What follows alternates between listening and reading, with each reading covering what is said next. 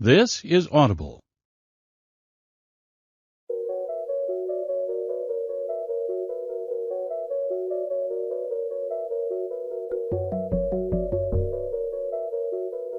Brilliance Audio presents Paranoid by Lisa Jackson, performed by Krista Lewis. Now, patient. I see him. I see Luke. He's alive and he's smiling. He says, "Oh God," he says, "I forgive you." Therapist. Where is he? Patient. In the warehouse. Fish cannery. The abandoned one on the waterfront, built on piers over the river. Therapist. I know the one you mean. You've told me about it before.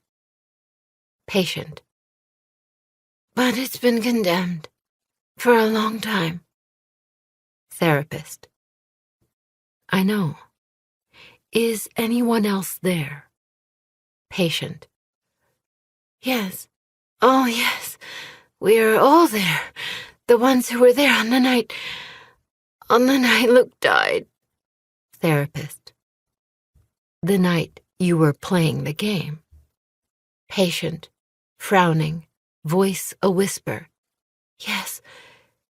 It was supposed to be a game. We had those pretend guns, trying to shoot each other. Therapist. Your friends? Patient. A deeper frown as the patient's head moves side to side. No, not all friends. Others were there. Therapist. You saw them. Patient. It was too dark, but they were there. Therapist. And now, they're back. Patient, swallowing hard. I don't know, but I think so. It's so dark. Therapist. But you're certain you're in the cannery. Patient. Yes, I hear the river running beneath the floor. Smell it. And I hear voices of the other kids, but not what they're saying. It's too noisy. All those clicking guns and pounding footsteps. Therapist. But you see Luke. Patient. Yes. The patient's lips twist into a fleeting smile. Oh my God. He's alive. Therapist. You're talking to him? Patient. Yes, I told you. The patient pauses. The smile fades. But it's hard to hear him. Other kids are talking and laughing. Some of the guns are going off and echoing. The building is so big, so dark, so... Therapist. So what? Patient. Becoming sober, almost frightened, hesitating before whispering, Evil. It's like there's something else in that building. Something hiding in the darkness. The patient's voice begins to tremble. Something malicious. Then the panic sets in, as it always does. Oh God. The patient's tone is suddenly frantic. We have to get out. We have to leave. Now we have to get out. We have to. Therapist. Calmly. It's time. You're rising, getting out of the cannery, leaving the building and the evil far behind you. Patient. But Luke, no, I can't abandon him. Oh my God, he's been shot. He's bleeding. I have to save him. Therapist. You are becoming more aware. Patient. No, I can't leave him. I have to help. The patient is in a full-blown panic. Someone help! Therapist.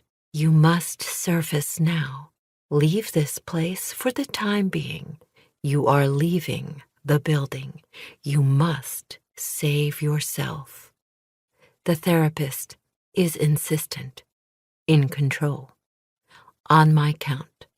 Patient, frantic. Yes, okay, but I have to hurry and bring Luke. Therapist. 3. And you're leaving the Seaview Cannery and the past behind. Patient. If I leave Luke, he'll die all over again. I can't. Therapist. Firmly. 2. And you're nearly awake. Patient. I need to talk to him, to explain. But the patient is acquiescing. Therapist. 1. The patient's eyes open to a small, dimly lit room that smells faintly of jasmine.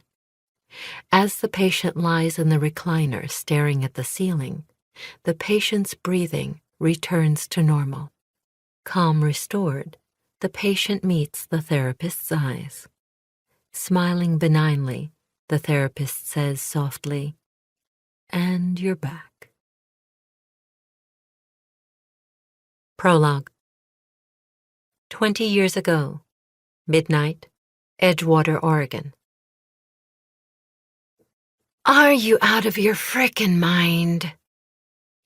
The nagging voice in Rachel's brain chased after her as she ran through the dry weeds that had sprouted through decades-old asphalt.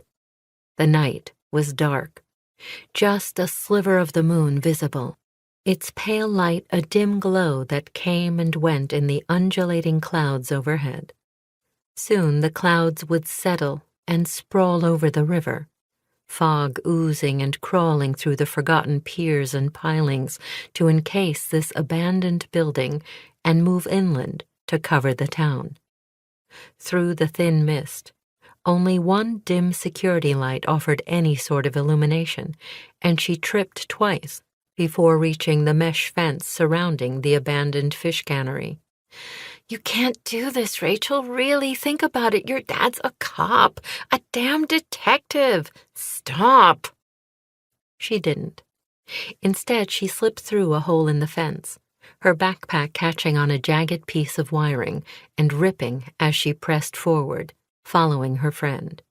Well, at least her once-upon-a-time friend. Now Rachel wasn't so sure. Petite, vibrant Lila was more interested in Rachel's older brother Luke than she was in Rachel. Hurry up!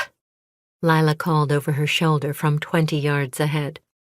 Her blonde hair reflected the weak light as she ran along the bridge, a narrow, crumbling roadway built on piers over the water. Rachel sped up, following. As she had forever, it seemed.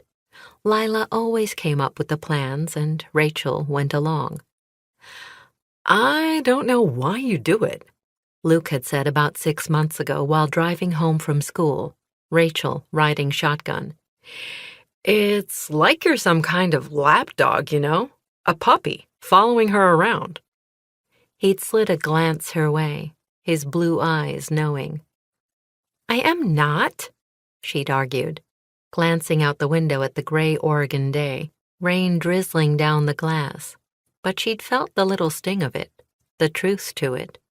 Luke had been right, though she'd hated to admit it. Now the tables had turned as he and Lila had become a thing, which was probably worse. "Rach, come on!" Lila now called over her shoulder. "We're already late." "Yeah, to our own funeral." "What? Oh, shut up!" Lila waved off Rachel's reticence and kept moving. According to Rachel's mother, Lila was a good girl gone bad, one who went through boyfriends faster than most people used up a roll of paper towels. "She's too smart and pretty for her own good. Always looking for trouble, that one," Melinda Gaston had warned on more than one occasion. "She's the kind of girl who sees what she wants and goes for it, no matter who she steps on in the process." Most likely true. No, absolutely true. "Come on!" Rachel sped up, following the faint light of the reflective strips on the back of Lila's running shoes. Following. Ever following.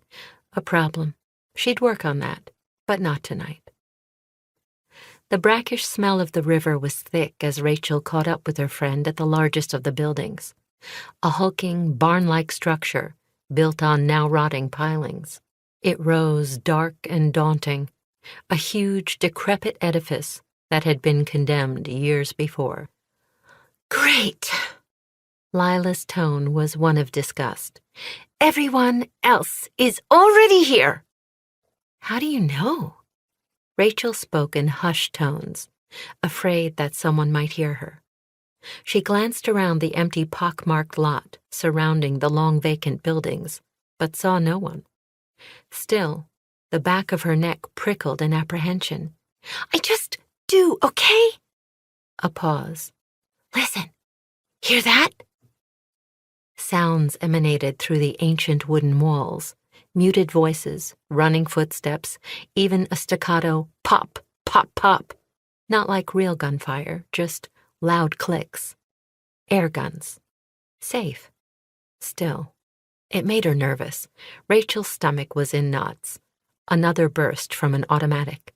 Heart pounding, Rachel watched as Lila unzipped her own pack and pulled out a pistol, one that glinted in the bluish glare from the thin light of the single security lamp. Rachel swallowed hard. Though she knew Lila's gun was just a replica that shot pellets, not bullets, it looked real, as did her own. I don't know. What? You're going to wuss out now? Lila said, unable to hide her disapproval.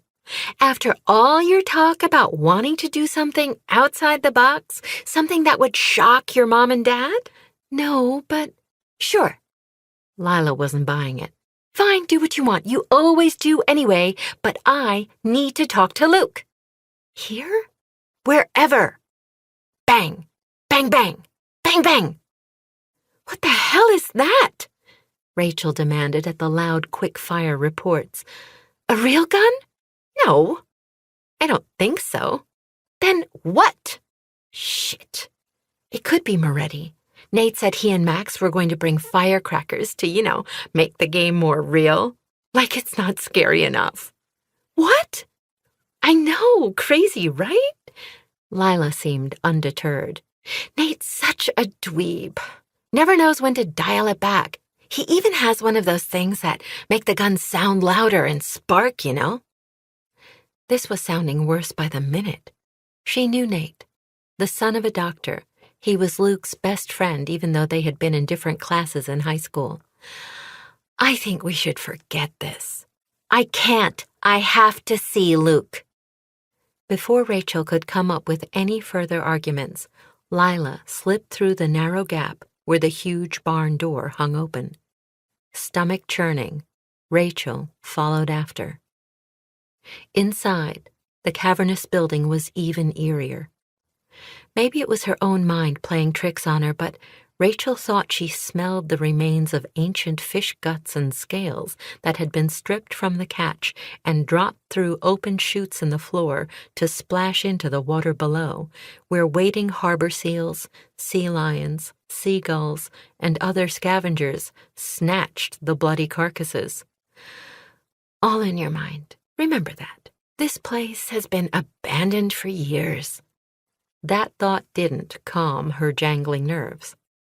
Just inside, Rachel paused at the door, getting her bearings. What no one else knew, not even Lila, was that she'd been here earlier, in the fading summer daylight, scoping out the interior to give herself a bit of an advantage. She had tried to embed in her mind a map of the hazards, the treacherous holes in the floor, the stacks of rusted barrels, the ladders and pulleys. Though she couldn't see anyone, she heard the others.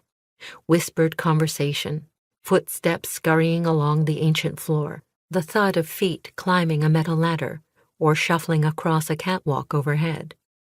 The noises were barely audible over the wild beating of her heart. These were her friends, she reminded herself. Some kids she went to school with. Others, recent grads. Nothing to worry about.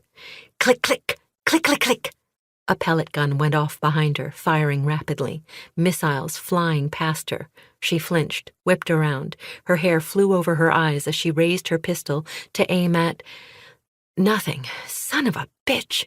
Squinting, heart hammering, she thought she saw a shadow moving near the partially open door. Maybe. Her throat tightened, and she aimed. But then again, maybe not. Her finger paused over the trigger. A bead of sweat ran down her face. Could she really do it? Shoot the pistol at a person? After all the warnings and admonitions from her parents? Heart clamoring, sweat oozing out of her pores, she swallowed against a desert-dry throat. This was crazy. Nuts! Rachel lowered her gun. Lila, I don't think, she started, her voice barely audible over scurrying feet and other whispers. But Lila had disappeared. Of course, running after Luke. She inched around the wall, remembering the central staircase, the catwalks overhead, the high rafters near a ceiling that rose cathedral-like above the remaining conveyor belts. Beneath the belts were a series of huge holes in the floor where the chutes, once covered, were now open. Another automatic burst of pellets, and Rachel automatically ducked, running to a spot under the open stairs, peering through the metal steps. Bam! Bam! Bam! Someone clambered up the steps at a dead run. Rachel backed up quickly, nearly tripped and banged her head on a bit of fallen railing. Crap! She whispered under her breath as she heard, following the sharp series of shots, a flurry of footsteps. Several people running, scrambling away, some laughing, others whispering. Her heart was pounding, her head throbbing, and though she told herself over and over again that there was nothing to worry about, she couldn't calm down. She was certain her folks would discover that she and Lila had lied, each telling their parents they were staying over at the other girl's home. Lila's mother might cover for them, but Rachel's parents, despite their upcoming divorce, would unite against their daughter's disobedience and lies. And, if they were caught, trespassing in a condemned building? No, she should never have come. Pop, pop, pop! A series of shots rang through the building. Ow! Jesus! A male voice shouted angrily. Shit! Not in the face! Shit, you're a dead man, Hollander! Nate Moretti, furious as hell. More shots, louder. Or firecrackers? Kids were running, frantic footsteps behind her. Get out! Someone yelled. Riva? Where are you? A girl, geez, maybe Violet. Riva! Mercedes! The girl sounded frantic. Vi? Rachel whispered. Is that you?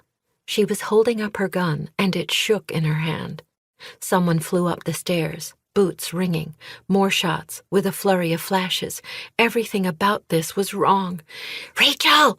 Violet again, closer. Crack! Oh, shit! Frick! Damn it! What? I ran into something. God, it hurts my leg, my shin. Oh, I think I'm bleeding. Oh! Her voice was trembling, wet-sounding. It's so dark in here. Suddenly, she was beside Rachel, hiding behind the metal staircase. I can't see anything. She was sniffling now, close enough to be heard over the constant pounding of footsteps and the sputtering shots and yelps of victims. I should have worn my glasses. You didn't? Rachel was squinting into the darkness between the rungs of the stairs. That didn't make sense. Not only was Violet blind as a bat without corrective lenses, a lot of the kids wore safety glasses. No, didn't want them scratched. That was probably a lie. Violet was self-conscious about her glasses, but now wasn't the time to call her on it. Blam!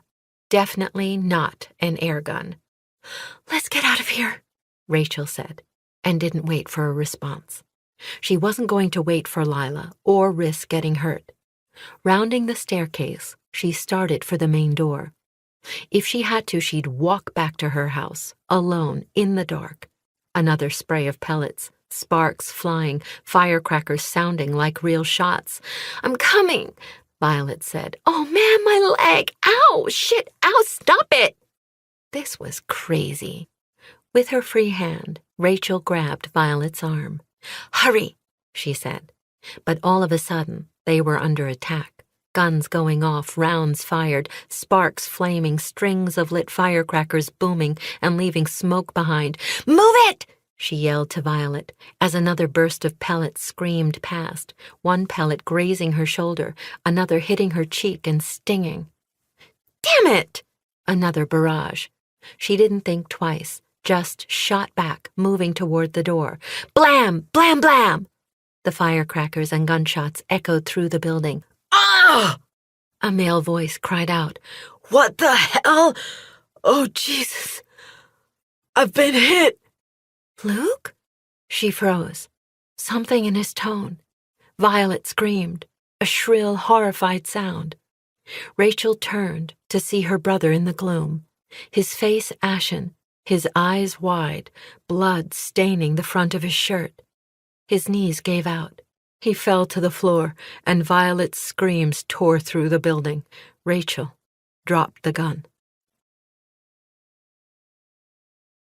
Chapter 1. Edgewater, Oregon. Now. Why not?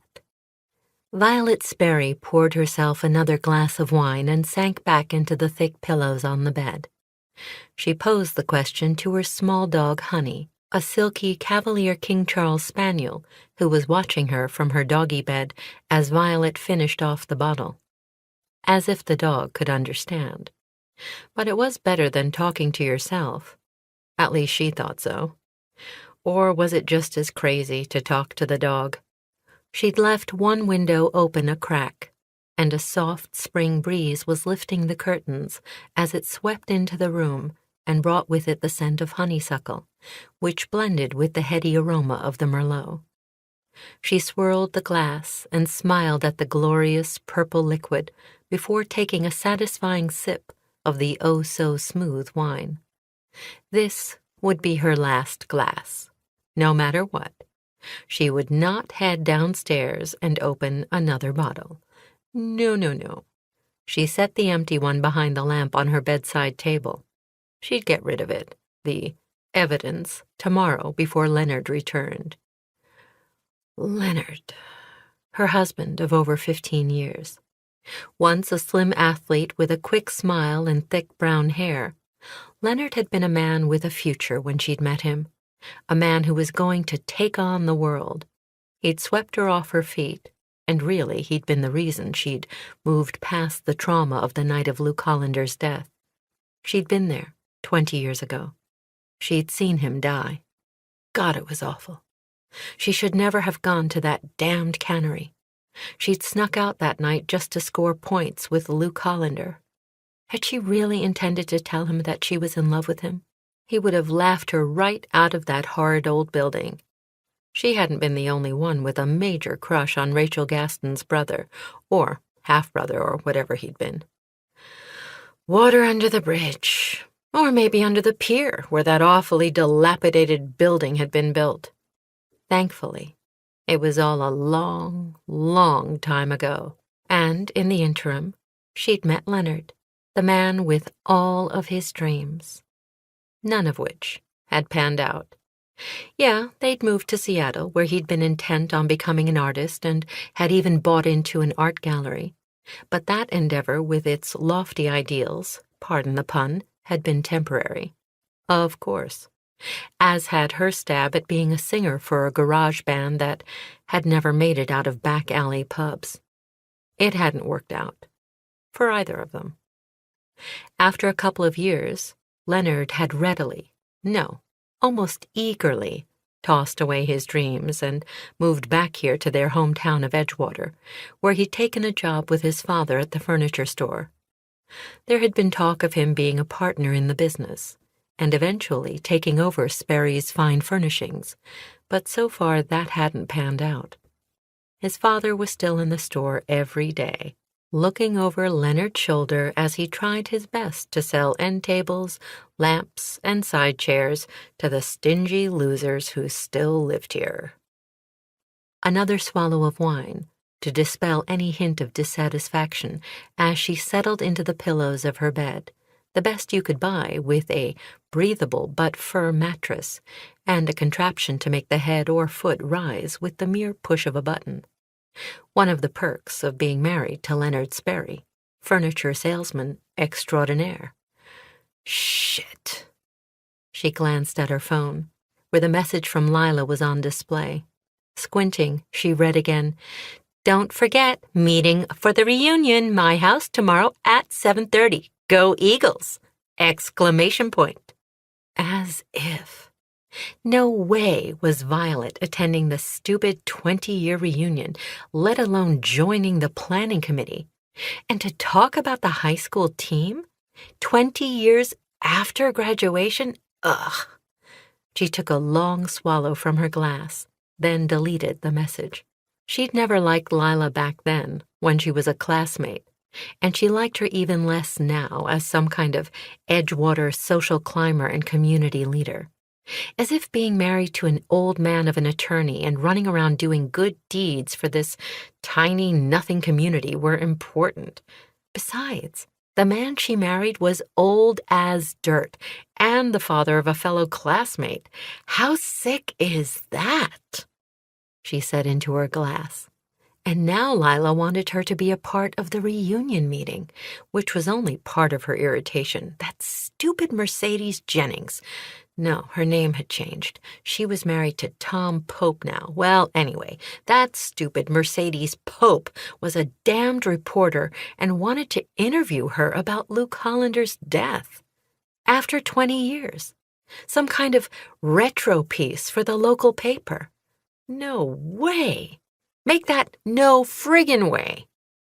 High school and all the drama, tears, and tragedy were long over, thank God, and now she was married to Leonard and had 3 beautiful, wonderful fur babies and... She glanced out the window at the dark night. God, how had her life turned into such a mess?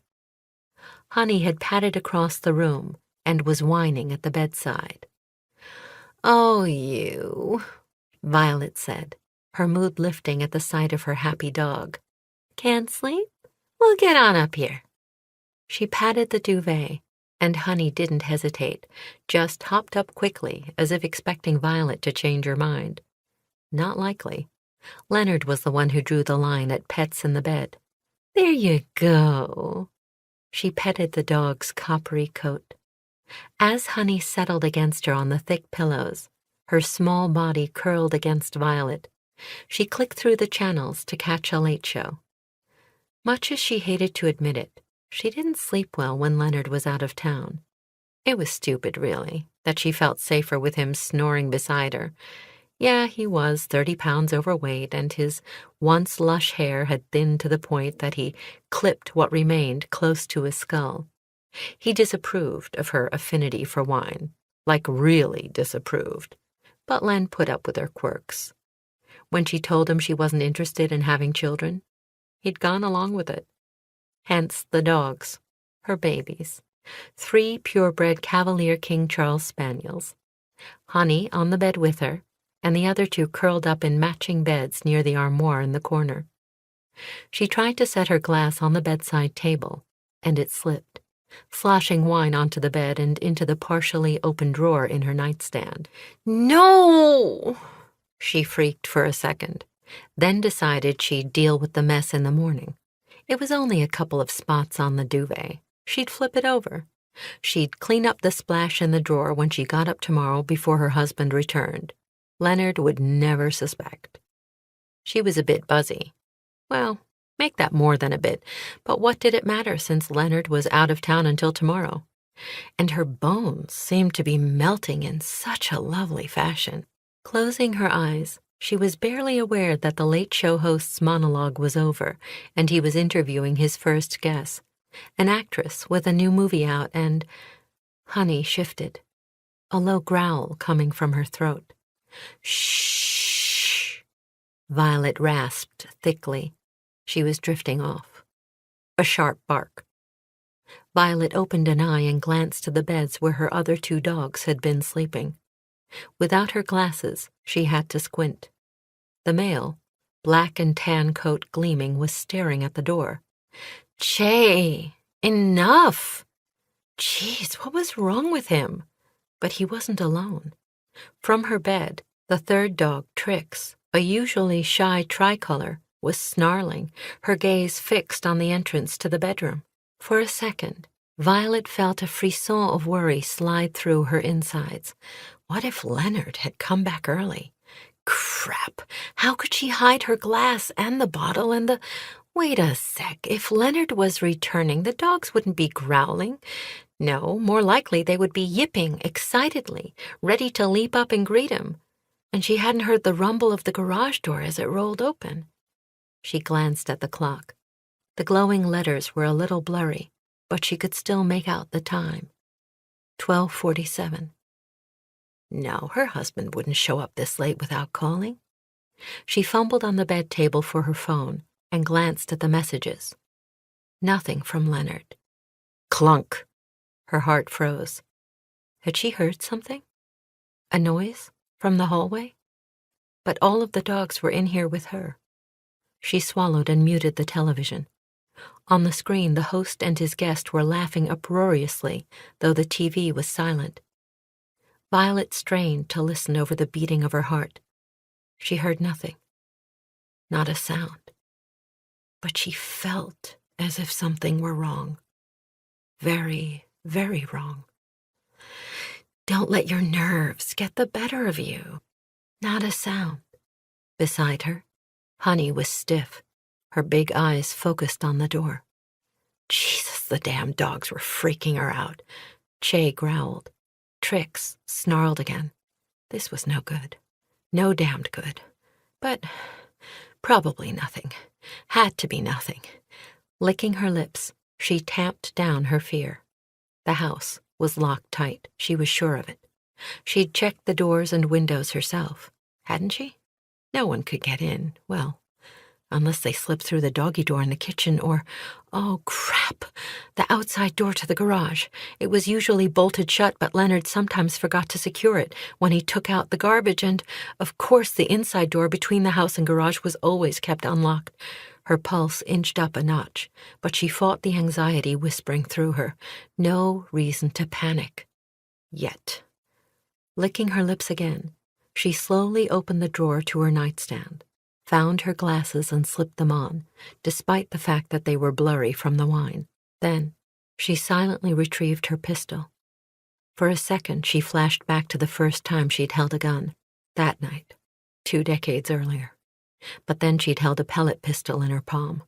This heavier gun was the real thing. A Smith & Wesson 9mm Shield, a semi-automatic that could do real damage. She flipped off the safety, her fingers curling over the somewhat sticky grip. Oh, God. Swallowing hard, trying to clear her fuzzy mind, she slipped out of the sheets. When Honey started to follow, she ordered, "Stay," under her breath, then turned her gaze onto the other 2 dogs, who were now standing in their beds, and hissed, "Stay!" It's nothing. They most likely heard the neighbors. Or maybe a mouse. Or something. Just not an intruder, please God, not an intruder. She pressed her bare feet into her slippers and started for the door, nearly stumbling and dropping the damned pistol. Get it together! Another bark from Che. Shh! Scrape! From the other side of the door. She should call the police. Who cared if they found her tipsy? No. Drunk and holding a firearm. It didn't matter that she could be imagining the whole scenario of someone breaking in. But the dogs, all at attention watching the damned door. It's nothing. It's nothing. She reached for the door with her left hand, the gun in her right. Letting out her breath, she twisted the knob, then swung the door inward and peered into the hallway, where a nightlight gave off a weak glow, barely illuminating the stairwell. She blinked and squinted. Nothing. No shadows moving. No one lurking. All in your mind. Wait a second. The door to the second bedroom seemed ajar. Surely it hadn't been that way when she'd passed it on the way to her room. Or had it? The hairs on the back of her neck lifted, and she slipped to the door, pushed it open slowly, heard the slight creak of the old hinges. She took one step into the room, saw the shades half down, light from the street lamp filtering onto the guest bed. She reached for the light switch. Bam! The door crashed into her, Pain exploded in her face. The cartilage in her nose cracked. Her glasses crunched and fell to the floor. Blood spurted everywhere. "Ow!" she screamed and raised her gun. Strong fingers grabbed her wrist and twisted. Agony tore up her arm, and her elbow felt as if it would tear apart. She forced her fingers to squeeze. Blam! The pistol blasted, the sound deafening. She flinched as whoever was in the room yanked the gun from her hand and wrenched her arm so hard she was certain it was breaking. She cried out in shrill pain and struggled to get away, but her attacker forced her backward. Her feet slipped. The dogs, her babies, were barking crazily now, scratching at the bedroom door. She was being forced backward, bare feet sliding on the carpet, her eyes a blur with the blood. "No!" she cried, as her back cracked against the railing. She blinked, tried to focus, just as something was forced over her eyes. A blindfold? Oh, Jesus! Was this monster going to try to take her somewhere and didn't want her to see the area or who was attacking her? Fear curdled in her guts. This maniac was going to rape or mutilate her and surely kill her. She fought harder. Frantically, she scraped at her face, trying to remove the mask, but it was fixed solidly, glued to her skin. Oh, God! Panicked, completely blinded, she flailed at her attacker, trying to scratch, to gain some kind of purchase, but it was for naught. Still drunk, her movements imprecise, her head pounding in pain, she swung wildly and missed, turning around just as she felt her body being hoisted with an effort. "No!" a raspy voice demanded. "How does it feel to really be blind?" What? And then she was flying through the air and dropping, a hand brushing the chain on the chandelier, the crystals tinkling. She knew in that split second that the marble floor of the foyer was rushing up at her. She screamed at the top of her lungs, but was silenced by the smack of the stone floor. Bam! She hit hard, her body slamming against the floor. Every bone jarred, her skull cracking on impact, her breath swooping out in a hissing rush, her teeth broken and rattling. She let out a low moan that sounded wet and tasted of the blood filling her mouth. Oh, God. She tried to move. Couldn't. Thankfully, she remained conscious only long enough to be certain almost every bone in her body had shattered. Chapter 2. Bang, bang, bang! Gunshots echo through the Seaview cannery. Rachel flattens against the wall. It sounds so real. Not like the click of the soft pellet guns, but the report of a real pistol. Here, in this cavernous, decaying building that smells of rotten fish and sweat. Bang, bang! Someone screams. She looks down, sees the gun in her hand. Oh, Jesus! Heart hammering, she tosses the damned weapon aside. It skids across the floor, only to slide into the open chute and tumble to the raging river below. Rachel! Luke's voice comes to her, and she sees him, pale-faced and staggering, hand clutched to his chest, blood staining his splayed fingers. Why? He is perplexed as he falls. Why did you? Oh, God, no! This time the scream is her own as he stumbles backward, his face disintegrating into a fleshy pulp being devoured by worms. No, no, no! Rachel's eyes flew open, and she found herself staring at the ceiling of her own bedroom, the only light coming from the blue glow of her digital clock. 5:37 in the damned morning. Calm down, it was just a dream, a nightmare, the same one that destroys your sleep 2 or 3 times a week. Dear Lord. She let out a long, shaky breath and pushed the hair from her eyes. The house was quiet, still, only the rumble of the furnace creating any noise. But she did hear the muted pop of the newspaper delivery man's old crate of a car, backfiring a street or two over. If only she could stop this. At least she hadn't woken her kids, nor, it seemed, her dog. A tawny, long-haired mutt, whose square face suggested boxer, while the wispy hair on his legs hinted at some kind of shepherd hidden somewhere in his lineage. Reno had been a family member since the day Cade had walked out the door. Rachel had rescued the gangly pup, and he'd been the glue that had held the family together during those first painful weeks and months of the family's shattering. From the first night, he'd claimed the foot of the bed as his resting spot, and Rachel had never found the energy to force him into his kennel downstairs. Also, there was the simple fact that she felt safer with the dog in the room with her now that Cade was gone. She no longer even entertained the idea of making Reno sleep downstairs. And besides, she figured she had more important issues to deal with, or bigger fish to fry, as her father had always said. He might still, but she couldn't be certain because she didn't talk to her dad too much these days. Another issue to deal with. As if she didn't have enough. She pulled the duvet over her head and burrowed deeper into her pillow. She still could get a few more minutes of shut-eye, if she could find a way to nod off again, preferably catching up with sleep that was devoid of nightmares. If she was going to dream, why not about something happy? A vacation in the Bahamas, Christmas with her grandparents, or hot sex with some leading man. She could think of a few she wouldn't mind fantasizing about. But real life butted into her attempts at sleep, and after a few fitful minutes, she reached for the phone on her bedside table, knocking over half a glass of water in the process. Crap! Great way to start the morning. She glanced at the phone and saw the date. No wonder the nightmare had been so real. Crap, crap, crap! 20 years to the day. It was on this very date, 2 decades ago, when she'd lied to her parents about spending the night with Lila, then, instead, had sneaked off to the old cannery. Biggest mistake of her life.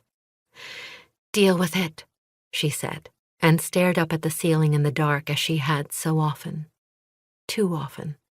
There was no going back to sleep now. Yawning, she snapped on the bedside lamp. Warm light flooded the small room, with its sloped ceilings, the bedroom she'd once shared with Cade. Her heart tugged a bit, which infuriated her. No one could piss her off like her ex. Don't think about him. So what if you bought this cottage together, or that your kids were born here before the remodeling of this room, which had once been an attic? It's over.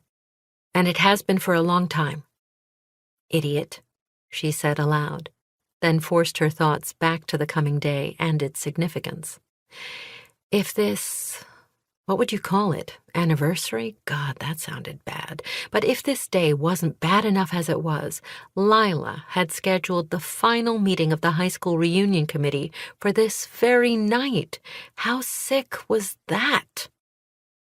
When Rachel had pointed out the significance of the date and suggested they find another time, Lila's pretty face had shadowed for a second. "I know," she'd said, worry lines etching her forehead, "but it's the only night that works, and it's the last weekend I've got available before the reunion. It's weird, but—" She'd offered Rachel a shaky smile and a shrug. "What are you gonna do? It's been a long time, Rach." Lila had glanced away. They'd been standing on the wide front porch of Lila's hillside home, shadows lengthening as the sun settled in the west. Lila had swept her gaze away from Rachel and over the rooftops of the town to the cold gray waters of the Columbia River, where several fishing boats were visible. "It's hard for me too, you know," she'd admitted, letting her usual cheery facade slip a little. Rachel did know. Lila, it seemed, had never gotten over Luke, and the reason had become clear later that year when she'd borne Luke's son just before Christmas. "But we have to move on, Rach," Lila had said, turning back to face her friend, her blonde hair catching the fading sunlight. "And if I can, then anyone can, right?" She tilted her head. "Including you." Rachel hadn't argued. And how could she? Lila had not only moved on, she'd moved on with and eventually married Cade's father, a man over twice her age. All this despite bearing Luke a son, a boy he'd never had the chance to meet. Because of you. Because you killed your brother. No, she said out loud. In less than a month, the damned reunion would be over, and maybe then, oh God, please, she could get on with her life. Today was just another day. Just one more. And she'd go to the meeting tonight, even if it killed her. She couldn't let that one horrid mistake haunt her forever. 2 decades was long enough. She glanced at the digital clock, glowing blue on the bedside stand. Still not quite 6. She woke up about the same time every damned morning, a few minutes before her alarm was set to her favorite radio station so that she could rouse to music, which was all a joke, ever since she'd bought the clock about 2 years earlier, the day after Cade had moved out. She'd never been awoken by the music, news, or traffic reports, or even advertisements. Nope. All too often her damn nightmare brought her right to the surface and instantly awake, with or without the added audio of a car backfiring in the dawn. She slapped off the alarm by habit, just to make sure it didn't start playing some hit from the 80s or a news report or whatever before she got back from her run. Then she rolled out of bed and nearly stepped on Reno on her way to the window, where she peeked through the curtains to the backyard below. Fenced. Secure. And all of the doors were locked and the windows latched. She knew that. She'd gone through her nightly routine before going to bed last night. She'd counted the deadbolts. 4.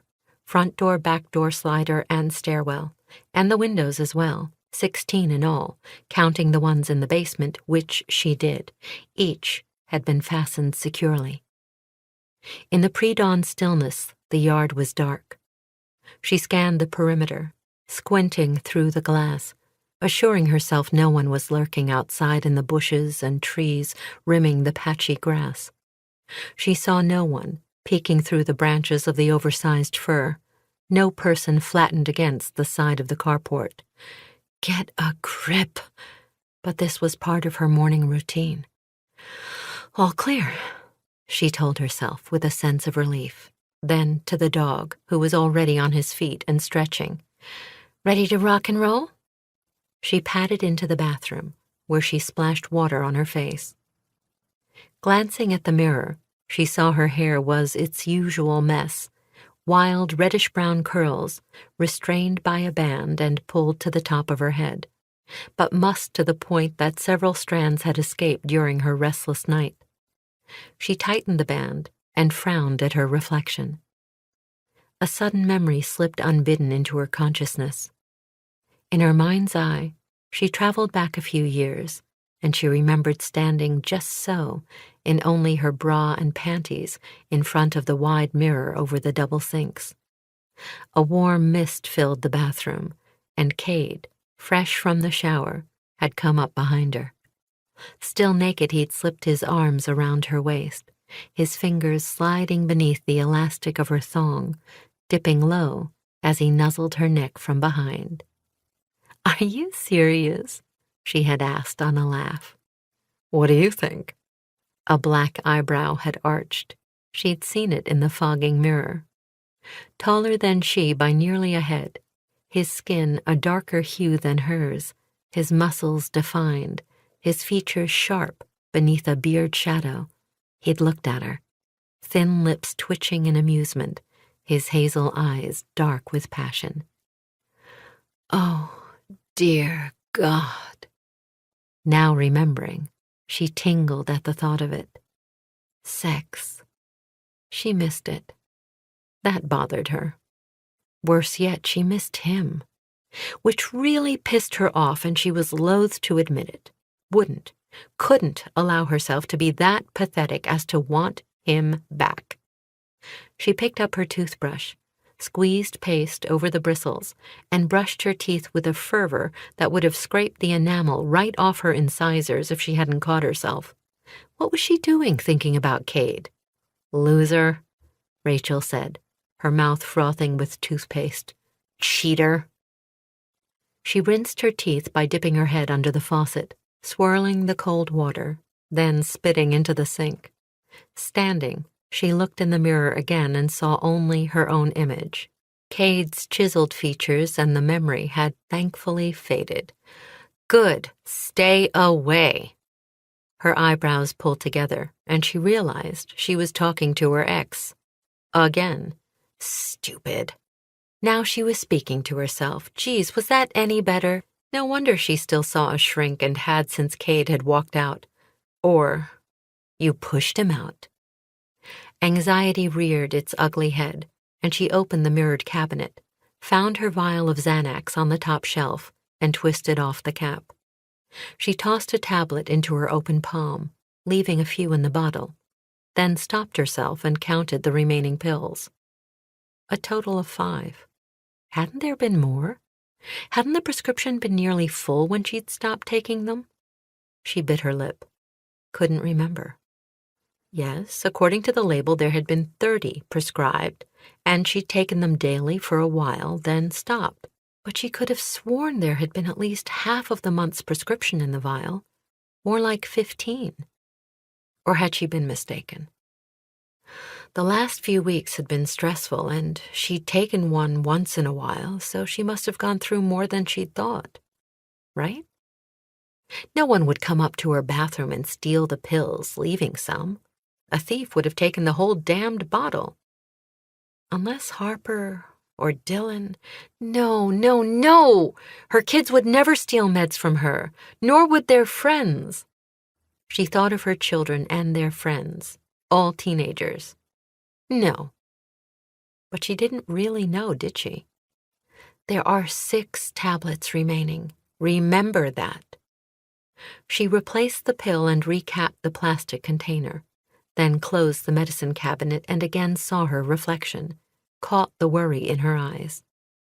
The truth was that her kids were becoming strangers to her, keeping their own secrets, no longer dependent, no longer blurting out the truth when pressed. All normal teenage stuff. But some of the Xanax is gone. You know it. Unsure, she changed from the oversized t-shirt she wore as pajamas and pulled on her running gear. Jog bra, long-sleeved t-shirt, and tights. Then, in stockinged feet, she hurried downstairs and paused at Harper's bedroom door. All was quiet. She peeked inside. Recently painted in shades of gray, her room possessed some order if you didn't count the controlled mess of a makeup table covered in bottles, brushes, and tubes. Her daughter lay sleeping on top of her duvet, one arm flung over the edge of her bed, her blonde hair falling over her face. Earbuds in place, of course. Harper was dead to the world. Rachel pulled the door shut, then crossed the hall to her son's bedroom. Ignoring a "Do Not Enter" sign and a ridiculous swath of crime scene tape stretched across his door, she turned the handle and peered inside. Dylan was wound in a wrinkled pile of bedding, the top of his head all that was visible. The floor was littered with soda and vitamin water bottles, crumpled junk food wrappers, and game controllers, his space-age desk covered with a variety of computers and video game equipment, all catching dust under the window. She'd need a backhoe to clean the room if she ever decided to really clean it. Now make that he would need the heavy equipment to do the job. It was his mess. But Dylan was right. His room did look like a crime scene. Enough of a disaster to hide several dead bodies. Time to change that. She shut his door quietly. Then, with Reno at her heels, double-checked to see that her flashlight and pepper spray were in her pocket, made certain the deadbolt on the front door had been thrown, then made her way through the kitchen and out the back door to the screened-in porch. She let Reno outside. While the dog nosed around the dewy yard, Rachel found her running shoes, slipped them on, and stretched. Finally, she snagged her jacket and the dog's leash from a peg and was out the door, locking it firmly behind her and wishing the ancient security system was still working. After snapping on the dog's leash, Rachel eyed the yard once more, noted that the gate was latched, then took off. She broke into a quick jog, Reno loping easily beside her. The air was thick with the promise of rain, the streets were damp, and the sky was still showing a few stars in the coming dawn. But she was alone and very aware of others in the pre-dawn light. Dog walkers, paper deliverers, other joggers, people out and about. She ran through the neighborhood of post-World War II houses, homes built when the logging, sawmilling, and fishing industries were at their height. Some had been added onto over the years, some not. Unfortunately, the booming post-war economy had petered out over the ensuing years, and now Edgewater was no longer bustling and thriving, but had become little more than a bedroom community for Astoria, positioned over 10 miles west at the mouth of the Columbia. Rachel's family had been here for generations, and maybe that was the reason she stayed. Now, with her current lack-of-job situation, that might change, she thought as she ducked under a low-hanging fir branch and kept her eyes on the cracked and buckled sidewalk, her peripheral vision taking in her surroundings. At the highway that ran parallel to the river, traffic was light, so she and the dog cut across, against the light and through the back lot of a boat dealership to the bike path that ran along the Columbia's banks. A tanker was moving upriver, its massive shape barely visible in the mist that lay on the water's surface. Farther north, on the opposite shore, a few lights winked. This was her favorite time of day, in those few hushed moments just before dawn when the demons of the night shriveled out of her consciousness. God, she was a freak. No wonder Cade had taken up with another woman. Cade again! Stop it! Setting her jaw, she pushed herself, increasing her pace. Beside her, Reno loped along, tongue lolling, ears flapping. Despite the cool temperature, she was beginning to sweat. She stepped up her speed, the dog adjusting his pace. Within minutes, she rounded a sweeping bend in the path that ran behind Abe's all-night diner and caught sight of the Seaview Cannery, or what remained of it, a moldering behemoth propped on rotting piers surrounded by a rusted and sagging fence, the same mesh barrier she'd slipped through so many years before. Her jaw tightened. 20 years. And it still haunted her.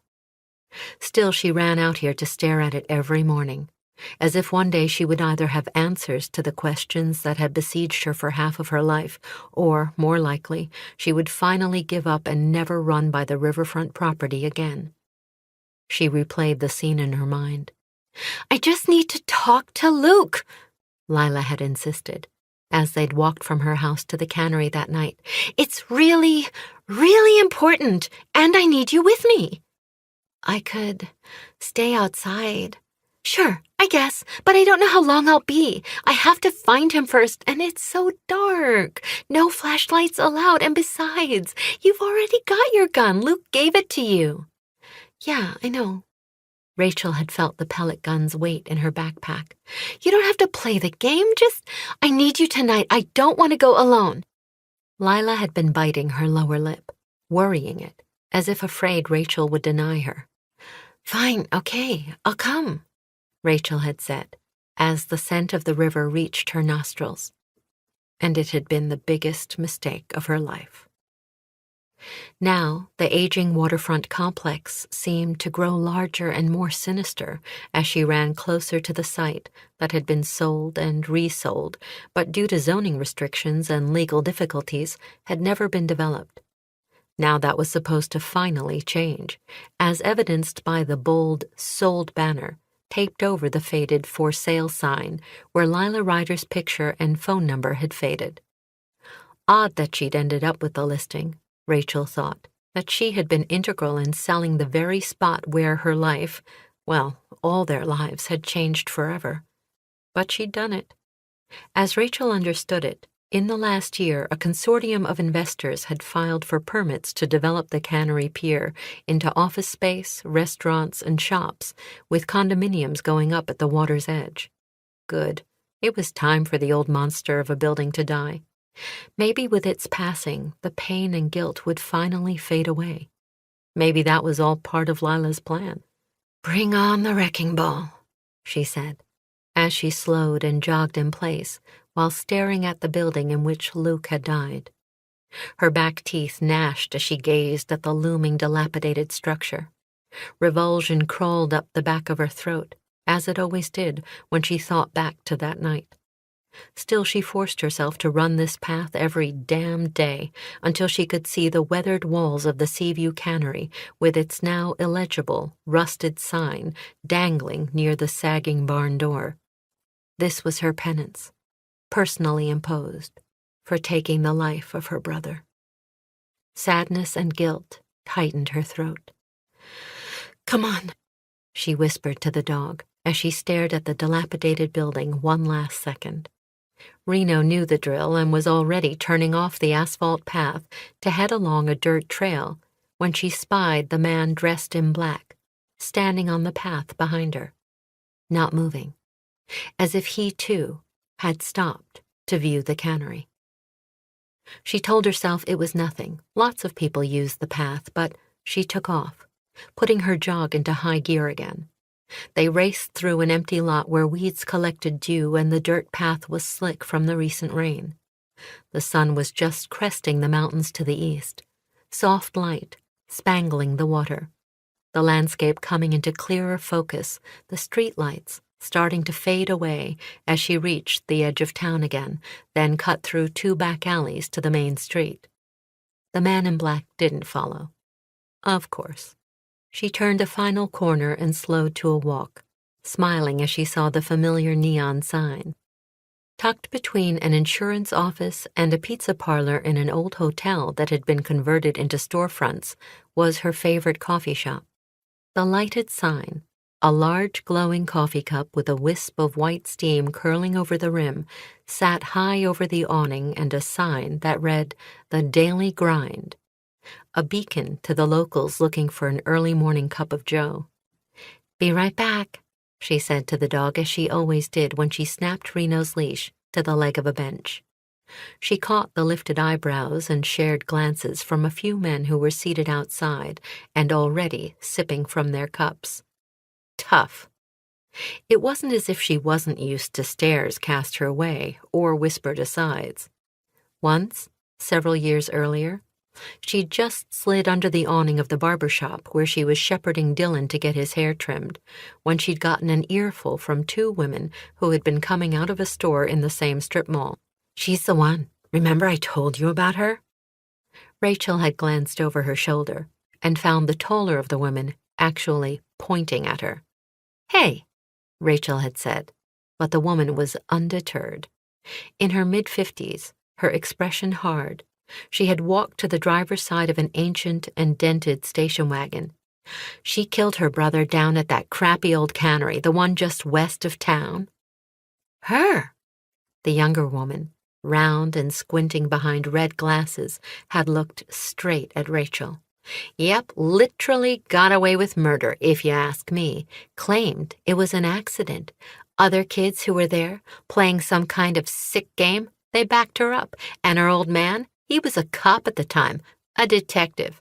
He's the one who found her." Unlocking the car, she had clucked her tongue. A damned shame. Her friend had slid inside the interior of the old Chevy, but the driver had remained beside the open door, glaring at Rachel over the sun-bleached roof and silently daring her to start something. "How can she live with herself?" her friend had asked and pulled the passenger door shut. "Lord knows." "Mom," Dylan had said, tugging her arm. Rather than make a scene in front of her son, Rachel had shepherded him into the shop where the barber was waiting, but she'd been furious and had watched through the wide window as the car had pulled out of the parking spot and slowly moved down the street. Even now, 5 or so years later, she felt the back of her neck heat at the memory. She hadn't known either woman.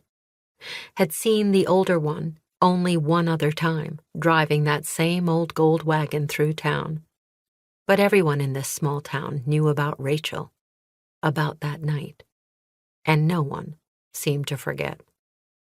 She cleared her throat and pushed the memory aside as she shoved open the screen door, and the warm scents of hot coffee and baked goods drifted outside. An espresso machine gurgled and hissed. Near the back of the establishment, 4 regulars had camped out with iPhones and newspapers scattered over a round table. Britt Watkins, one of Rachel's high school classmates, was working the counter. Tall and slim, she wore her blonde hair pulled back into a tight bun. Large gold hoops dangling from her ears, a baby bump visible beneath her apron, she glanced up from filling a cup. "Hey, Rach," Britt said, and slid the cup over to the man in line in front of Rachel, a guy in his 70s with a silvery beard shadow. He paid for his purchase with exact change, then left another quarter in the tip jar, and moved aside to doctor his cup with cream and some kind of sugar substitute. "What'll it be?" Britt asked. "How about a 16-ounce coffee?" "You got it."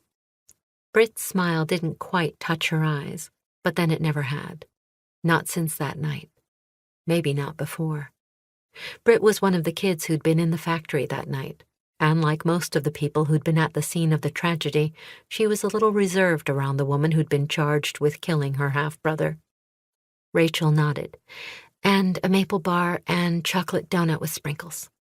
Britt arched an eyebrow. "For the kids," she smiled, "but don't judge me." "Breakfast of champions," Britt said, one side of her mouth lifting as she poured the coffee, then bagged the pastries. "They've had a rough week. No, that's not really true. Their lives are pure bliss. I've had a rough week." Britt actually chuckled. A rarity. "I get it. Teenagers. I've got 4 on the payroll, if you count Mickey, who never seems to show up for his shift, so here you go." She handed over a white sack and Rachel's change. Rachel dropped the coins into the open tip jar out of habit. "You're going to Lila's tonight, right? For the meeting?" "What? Wait, no." Britt glanced at a calendar hanging over a bookcase laden with ceramic cups. "Oh, darn. Really? Is that tonight?" "Uh-huh." "Shoot. I should never have let Lila rope me into it," she said, her forehead puckering in consternation. "I guess Pete will have to handle the kids tonight." She blew out a long sigh. "It's just I'm so tired all the time. I get in here before 5 in the morning 5 days a week, and with this one," she tapped her protruding belly, "I'm always tired." Another sigh as the front door opened and a woman dressed in heels, a slim skirt, and a leather jacket entered. "Are you coming?" Rachel asked. "Not much choice. I said I'd cater the event, and I will. Pete had a fit that I volunteered, but once I'd agreed, I really couldn't back out. It was last year, and now—" She glanced down at her protruding belly. "And oops." Rachel knew all about Britt's surprise pregnancy. Her husband Pete was thrilled, in search of that ever-elusive son after 3 girls. Britt, not so much. "I can't believe Lila talked me into catering the thing. Geez, why did I agree to it?" Britt wiped the steam wand of the espresso machine with a vengeance. "I should have my head examined." "She can be very persuasive." "And then some," Britt said with a snort. Lila, forever the enigma, once Rachel's best friend, mother of Luke's son, and now married to Cade's father, which made her Rachel's ex-stepmother-in-law and created a situation that was beyond weird or sick, as her son said. In Rachel's estimation, Dylan wasn't all that far off the mark. 6 years after graduation, Lila had eloped with Charles Ryder, a widower who was 25 years older than she. Somehow the marriage had lasted, even as Rachel and Cade's had foundered. She didn't want to think about that. Ever. Chapter 3. Cade threw out an arm, fingers scrabbling on the sheets as he searched for Rachel and came up empty. Half asleep, he opened a bleary eye just as the reality of his life surfaced. He was alone, in his bed, in his condo. Crap. How long would it be for it to really sink in that he was divorced, that his ex-wife had moved on and that he had better get the hell over her. He'd screwed up, and he was paying for it. Every damn day. Son of a... He rolled off the bed, a 20-year-old double he'd shared with Rachel before they'd bought the newer queen-sized. That one he'd left at the house with his wife when she'd kicked him out. This saggy one he'd scrounged from the garage. It was time to do something about that, too. A new mattress, a new life. Yeah, right. Stretching and hearing his spine pop, he walked through his condo and noted the open laptop in the living room, where he'd left on a light. His TV was still tuned to a 24-hour news station, the volume barely audible. Scattered around his recliner were 3 days' worth of newspapers, and on the table, several case files he'd been reading. Then his gaze landed on the half-full bottle of scotch and the empty glass sitting next to it. No wonder his head pounded. Stupid, he told himself as he picked up the bottle and smelled the heady scent of the liquor before recapping the bottle and hauling it into his small kitchen, where he jammed it into the cupboard over the refrigerator. He should pour it out, take away the temptation, but he didn't, just as he hadn't for the past couple of years. At first, after the breakup, he'd drunk to forget, or to rebel, or to dull the senses, something he'd never wanted to analyze too closely. Lately, though, it had become more than that. Not just a drink he savored in the evening after a long day's work, but more like 3 or 4 or more. At every physical, he only copped to having 1 or 2 a week, but he figured the docs saw through that. Who was he kidding? His jaw tightened, and he told himself that he had a handle on his alcohol consumption, that he didn't have a problem, that he wasn't like his father-in-law. Whoa, make that his ex-father-in-law, Ned Gaston, whose reputation for his love of the bottle precluded his forced retirement from the department. Ned, Rachel's father?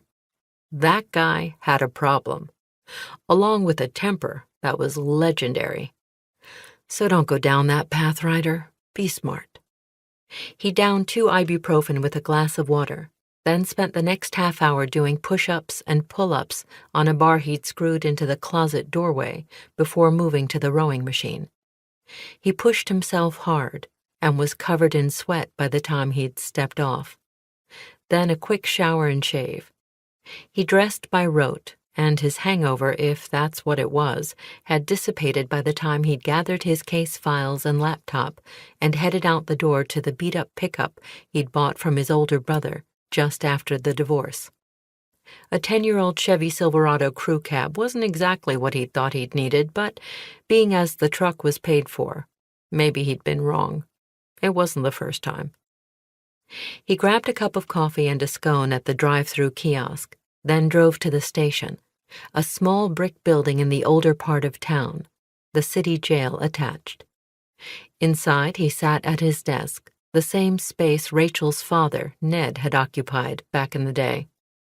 As he'd already drained his first cup, he headed to the break room, which was little more than an alcove off the hallway leading to the jail. Comprising 2 tables, a scattering of chairs, a coffee station, and refrigerator, the area was often empty. This morning, though, 2 officers were seated at the round table, the local paper spread out between them. Mendoza was reading the sports page, while Novak was working on the daily jumble. "What the hell is that word?" Novak muttered to himself, clicking his pen. N-A-X-L. Cade glanced down at the letters. Larynx. What? Like your throat. I know that, but... Oh, hell. Novak was a beefy 50-ish deputy with red hair clipped in a buzz, a fleshy face, and small features set close together. He'd been with the department for as long as Cade could remember. A lifer. One of 3 or 4 locals who'd gone to high school and maybe some college, but ended up here. Mendoza didn't bother swallowing a smile and glanced up, dark eyes glinting. Maybe he's just smarter than you, Ed. he said as Donna Jean Porter, the secretary for the department, swept in. Be nice, boys, she warned with a knowing smile. In her late 40s and divorced, Donna was short, blonde, and always fighting her weight with the latest fad diet. She'd been with the department longer than Cade and had gone through boyfriends as fast as she did diet plans. She set a container of what looked like cottage cheese into the refrigerator. We're always nice, Mendoza said. Yeah, right. A phone rang in the front of the department, and she was out of the lunchroom, her heels clicking on the hallway as she made her way to the front desk. And just for the record, Novak called after her, Ryder's not smarter than me, just better at these goddamn things. Novak took a sip of his coffee and wrote the letters in the appropriate squares as Cade's gaze landed on the front page. He heard Donna in the reception area, trying to calm down someone on the phone. I'm sure he'll turn up, but yes, we'll be on the lookout for him. You've talked to the local shelter and vet? Yes, I know. What breed again? But the conversation faded as he stared down at the newspaper, and the headline leapt out at him. 20-year-old mystery still haunts town. And in smaller letters, who killed Luke Hollander? Cade froze, stared at the headline, his gut tightening as he read the first paragraph.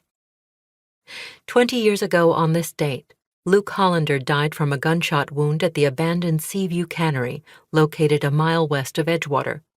A group of teenagers had been playing what turned out to be a deadly game near midnight when tragedy occurred. One of the game's organizers, Luke Hollander, was shot at the cannery, and though taken to the local hospital, he was pronounced dead on arrival. His half-sister, Rachel Gaston, was taken into custody and accused of the crime, though she was later acquitted.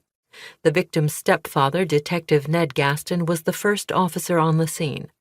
Oh, Jesus, Cade whispered as he read the rest of the column, the first in a 4-part series in which several people were quoted. 2 photographs accompanied the piece. The first was a headshot, Luke's senior picture. He smiled at the camera, blue eyes sparkling, blonde hair falling over his forehead.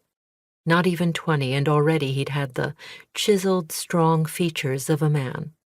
The second photograph was less distinct, but Cade recognized it as the grainy shot of Ned Gaston, helping his own daughter into the back of a patrol car on the night of the tragedy, when everyone, Rachel included, believed she'd shot her half-brother. At that point, Luke was still alive, being rushed to the local hospital, only to be pronounced DOA, despite the desperate measures taken by the EMTs in the ambulance. What? Novak asked, bringing Cade back to the present. Nothing. A lie, but Novak didn't call him out. This wasn't good. Dredging up the horror of the past would only cause more trouble. And Rachel would be devastated. She already had anxiety issues and, well, maybe even more than that. Fuck, he thought. Fuck. The byline indicated that Mercedes Pope, one of Rachel's former classmates, had written the article. In it, both Nathan Moretti and Lila Ryder had been quoted, 2 more friends. Nathan had been Luke's friend and fellow athlete, while Lila, well, she had dated Luke, ended up having his kid. She'd also gone to the Seaview Cannery with Rachel that night. Now, of course, in a bizarre twist of fate, Lila was his damned stepmother. This town was just too damn small. Something wrong? Mendoza asked, looking up from the baseball scores. But Cade didn't bother answering, just strode out of the lunchroom and headed back to his desk. He hadn't noted the significance of the date this morning, but he was sure as hell that Rachel had. He wondered if she had known about the article. Maybe, but probably not. And she wasn't quoted in the piece. Mercedes Pope had been at the cannery that night as well. Now she owned part of the newspaper her grandfather had founded some 50 years earlier, and, it seemed, had decided to dredge up the ice-cold case now. Great, Cade said aloud, Just great. Rachel had never gotten over the trauma of Luke's death. Damn it all to hell. His phone buzzed as he made his way back to his desk. He glanced at the screen. Kaylee's number came into view. Shit, no. His jaw tightened and he clicked the message off before reading it. Not now. The day had already started off on the wrong foot. But the good news? It wasn't yet 8 in the morning. There was a damned good chance things would only get worse. Rachel kicked off her shoes on the back porch, then stepped inside the kitchen and dropped the bakery sack on the counter. A fresh pot of coffee was already brewing, thanks to AutoPerk. She tapped on each kid's door, calling through the panels, "Time to get up, come on, rise and shine," using the same time-worn phrase her mother had a quarter of a century earlier to motivate Rachel and Luke from their beds. It worked about as well today as it had then. "Move it, we don't want to be late." A groan from Harper's room. Nothing emanating from Dylan's. No surprise there. Upstairs, she showered and changed, pushed her hair into a high ponytail, and dabbed on lipstick and mascara before hesitating at the bathroom mirror and eyeing her reflection. She should bring up the missing drugs with the kids. Actually, she had to, she thought, and opened the cabinet to retrieve the bottle before slipping it into her pocket. Then she trundled down to the first floor, where she discovered Harper, eyes at half-mast, standing at the kitchen counter. "Donut in the bag," Rachel said, pointing to the white sack. "Juice in the fridge." "Just coffee." "You drink coffee?" Dumbfounded, Rachel eyed her daughter. "Since when?" "I don't know. A while." This was news to Rachel. Harper yawned. 3 more days of it and then a cleanse." "A cleanse? Like a diet?" Rachel skewered her daughter with a glare as she found 2 coffee cups in the cupboard. She eyed Harper's slim frame and said, "You don't need to diet," as she poured from the glass carafe. "It's not to lose weight, Mom." Was there just the hint of a know-it-all sneer in her daughter's voice? Great. "It's healthy." Harper reached across the counter and into the cupboard for the sugar bowl, found a teaspoon in the drawer, then shoveled 3 spoonfuls into her cup. In the refrigerator, she found a carton of hazelnut creamer, then added a thick stream into her cup and searched the refrigerator again. "Don't we have any syrup? Oh, wait, here it is." She extracted a brown plastic bottle and squirted 2 thick blobs of chocolate into her concoction. Rachel's stomach turned over. "So, what's in this cleanse?" "Lots of good stuff." Harper looked around the kitchen countertop, found her phone on the counter, then added, "Like, lots of juices, tea, maybe, fresh stuff, no sugar. To detox your body." Rachel frowned at her daughter's cup, now filled with enough sugar to cause a diabetic coma. "Now you've got toxins." Harper made a sound of disgust, as if her mother were the most stupid woman in the world. "Everybody does," she said, and took a sip of her coffee, scowled, and found the sugar bowl again. Another heaping teaspoonful went into her cup. "You could always take up sports again." Harper had been a track star just a year earlier, one of the fastest runners at Edgewater High. But as her interest in boys had increased, her dedication to the team had waned, and this year she hadn't bothered with track. No amount of talking had convinced her otherwise. Rachel said, "If you don't want the donut, we've got granola and yogurt or eggs or just the whites or fruit or multigrain bread for toast." Harper scowled, giving Rachel a look that said more clearly than words, "You just don't get it, Mom." Probably not. "I think since I'm starting Monday, this would be okay." She opened the bag with Reno looking on, hoping that Harper would drop a crumb or 2. "Your brother up?" "Dunno." Harper shrugged. "Dylan!" Rachel glanced at the clock, saw that they were going to be late. Carrying her own cup, she made her way down the hall and rapped on the door. Ignoring all the dire warnings glued to the panels, she pushed the door open. "Hey, bud," she called, annoyed when she saw him in the same position he'd been in an hour earlier. He was breathing steadily, his lips parted, his thick eyelashes sweeping his cheek. His head was propped on the wound-up corner of his duvet, his pillow having slid to the floor to settle onto a paper plate that showed the leftover crust of a takeout pizza. "Time to get up." He moved, pulling the covers over his head. "School." A groan as he threw back the coverlet and squinted open one eye.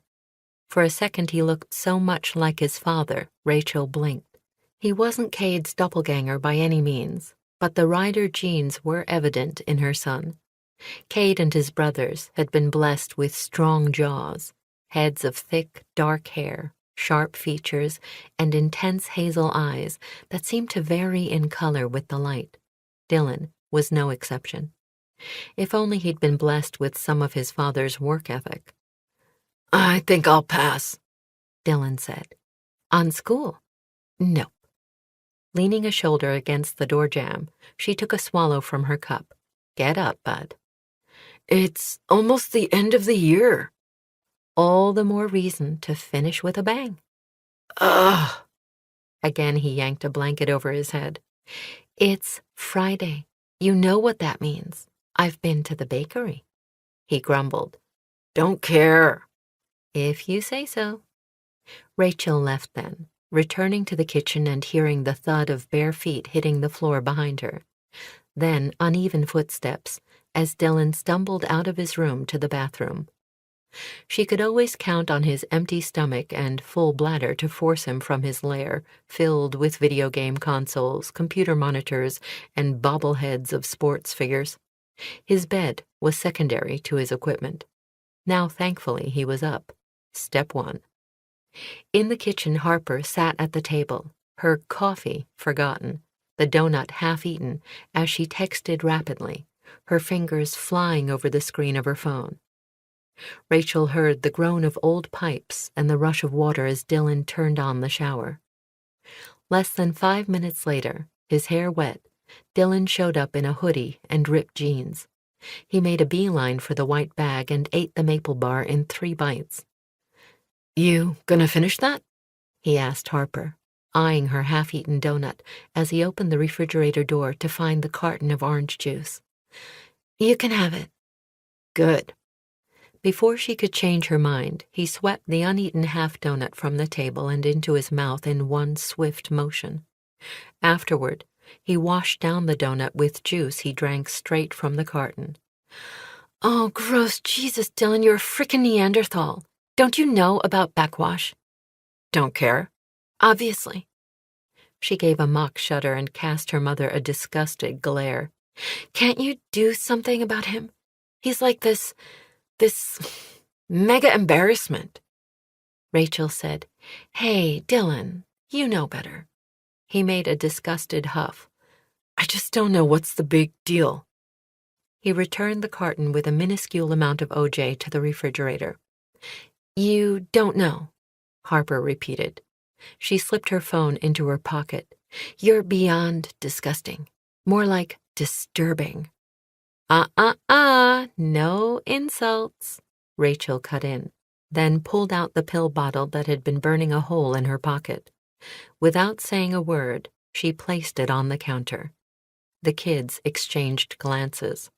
Not a good sign. "What's that?" Dylan finally asked. "My Xanax, or what's left of the prescription." He frowned, his eyebrows slamming together while Harper had gone chalk white. "So?" Dylan asked. "So I think some pills are missing," she said, and waited for a reaction. "What do you mean?" Her son again. Harper sent her brother a "how can you be so dense" look. "She means she thinks we took them." "Us?" Dylan said, and his face fell, as if he were shocked. Real emotion, or a well-practiced act? At 15, Dylan was almost impossible to read. As a younger kid, her son had been an open book. Now, not so much. The same could be said of his sister. "We didn't steal your damn drugs," Harper said, recovering. "What do you think we'd do with them? Like, what? Sell them at school?" "What?" Dylan said, apparently shocked. Rachel shook her head. "Geez, I hope not. Mom, really?" Harper was pissed. Fabulous. So far the morning was on a roll. "I'm just letting you know." "And accusing us?" Harper let out a sigh. "I can't believe it." "Neither can I," Rachel said, refusing to be baited. She hadn't accused them. Not really. She'd just let her kids know what was happening. "Okay." She pocketed the bottle once more. "Come on, get your backpacks and let's all get into the car." "So, now we just forget about it?" Harper raised a dubious eyebrow and pursed her lips in disgust. "No way. Never forget about it. Xanax can be dangerous. You know that." She was serious. "Yeah, I do. So does he." Harper hooked a thumb at her brother. "Oh, God, forget it, okay? We've heard this all before from, like, everyone. Teachers and Dad, now you. We get it." So, that was that. Rachel decided she'd made her point and didn't want to push it. So she changed the subject and said to the dog, waiting expectantly at the door, "You want to go for a ride?" Reno's tail swept the floor frantically. "See? He's ready," she said to Dylan as she opened the back door and Reno shot through. Harper rolled her eyes. "God, Mom, he's a dog. He's ready to go anywhere." "Take a lesson." "Yeah, right." She shoved her phone into her backpack and stormed out, letting the screen door slam behind her. "I'm driving. Not this morning. We're late." Dylan, tiny earbuds already in his ears, camo backpack slung across one shoulder, walked past the refrigerator without grabbing anything for lunch. His head bouncing to some silent beat, he ignored his jacket hanging on a rack near the back door and strode outside. "Not your problem," Rachel told herself as she headed for the detached garage and her 10-year-old Ford Explorer. If he got cold enough or hungry enough, he'd learn. Both kids knew the rules. Once they were in high school, they had to take some responsibility. Still, she had to bite her tongue and refrain from announcing that the temperature wasn't going to get out of the 50s this morning. Surely he'd learn. Surely. They piled into the SUV. Harper, stung that she wasn't allowed to take control of the wheel, riding shotgun, the dog and Dylan claiming the back seat. The morning, as usual, was off to a fantastic start. Chapter 4. Kaylee called. Not a text, but an actual phone call. This time Cade picked up. It was stupid to keep avoiding her. "So what, now you don't respond to texts?" she asked, and he imagined her green eyes sparking with a mixture of amusement and irritation. She'd always had a keen sense of humor. That had been part of the attraction. That and long nights when they'd been forced together during stakeouts. They'd both been detectives with the sheriff's department. That, like so many other things, had changed. Unconsciously, he rubbed at the scar on his neck, a reminder that he'd nearly lost his life. "Busy," he said, which wasn't really a lie. "Just trying to get settled in at my desk." "Well, don't." She was all business.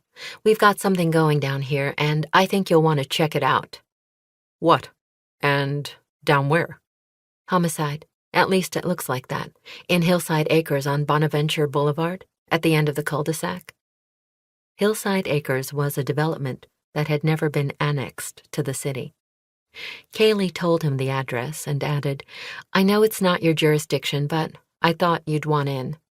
He was already out of his chair and reaching for his jacket. "The victim is a woman, Violet Sperry. Husband was out of town, came home early and found her in the foyer. Emmy is already here and they'll be packing her up soon, so you'd better get over here."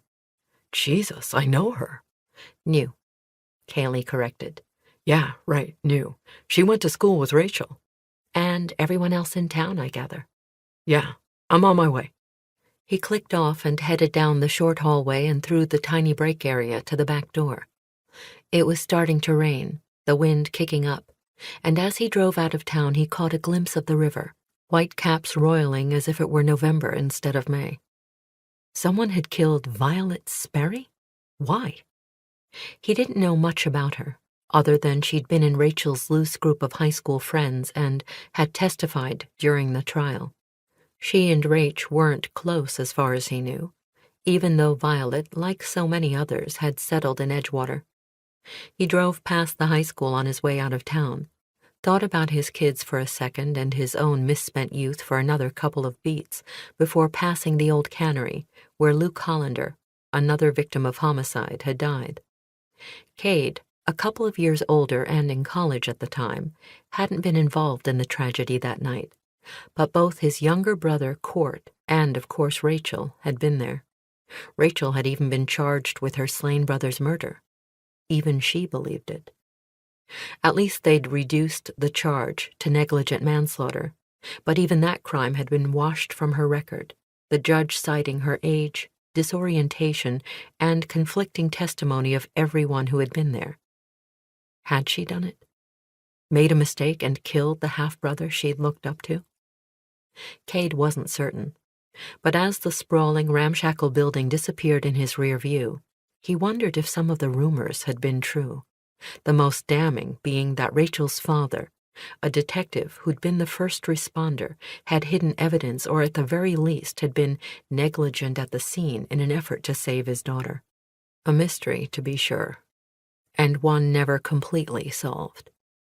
He thought of the article in the paper, written by a woman who had been at the crime scene that night. Why would she dredge it all up again? Was it just a case of bringing a sensational crime back into the spotlight? A sensational, unsolved crime. That wasn't exactly true, he thought, flipping his wipers to a higher speed as the storm increased. Though the case hadn't been officially closed, it wasn't exactly open either. Maybe cold was the right way to describe it.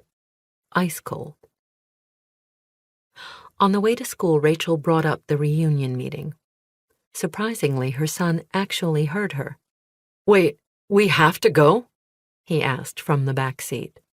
For the first time, he showed some interest in the conversation and pulled one earbud from his ear. Yeah, it's at Lila's house.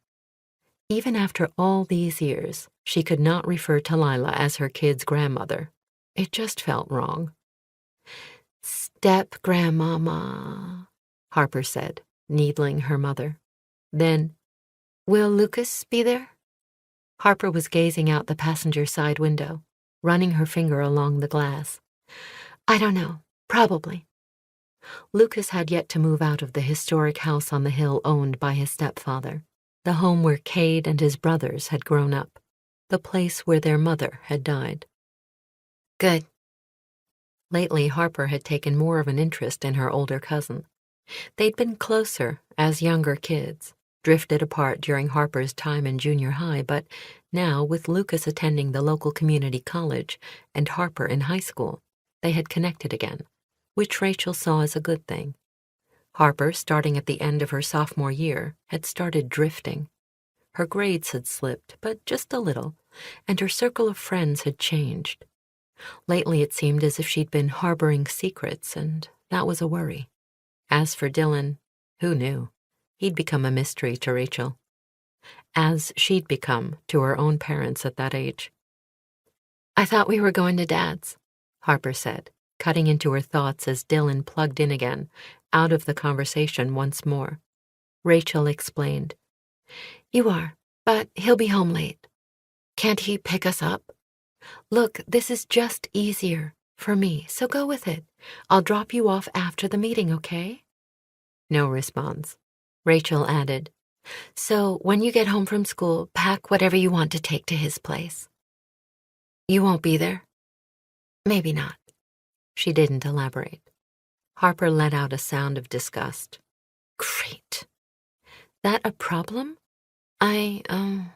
I have plans tonight. With whom? Does it matter if I have to go to Dad's? She pulled a face that looked as if she'd just sucked on a lemon. Take it up with him, Rachel said, though it kind of killed her, giving up control of the kids. Just didn't seem right. And Harper at 17 was on the cusp of danger, just as Rachel had been at that very age. Harper was old for her class, just missing the cutoff because of an October birth date. At the time, Rachel thought it would be a blessing and allow her daughter to be the most mature in her class. Now she wasn't so sure. Harper seemed bored with school and interested in God only knew what. He never lets me do anything, her daughter grumbled. Radiating disappointment, she leaned her head against the passenger window. Not true, Rachel thought.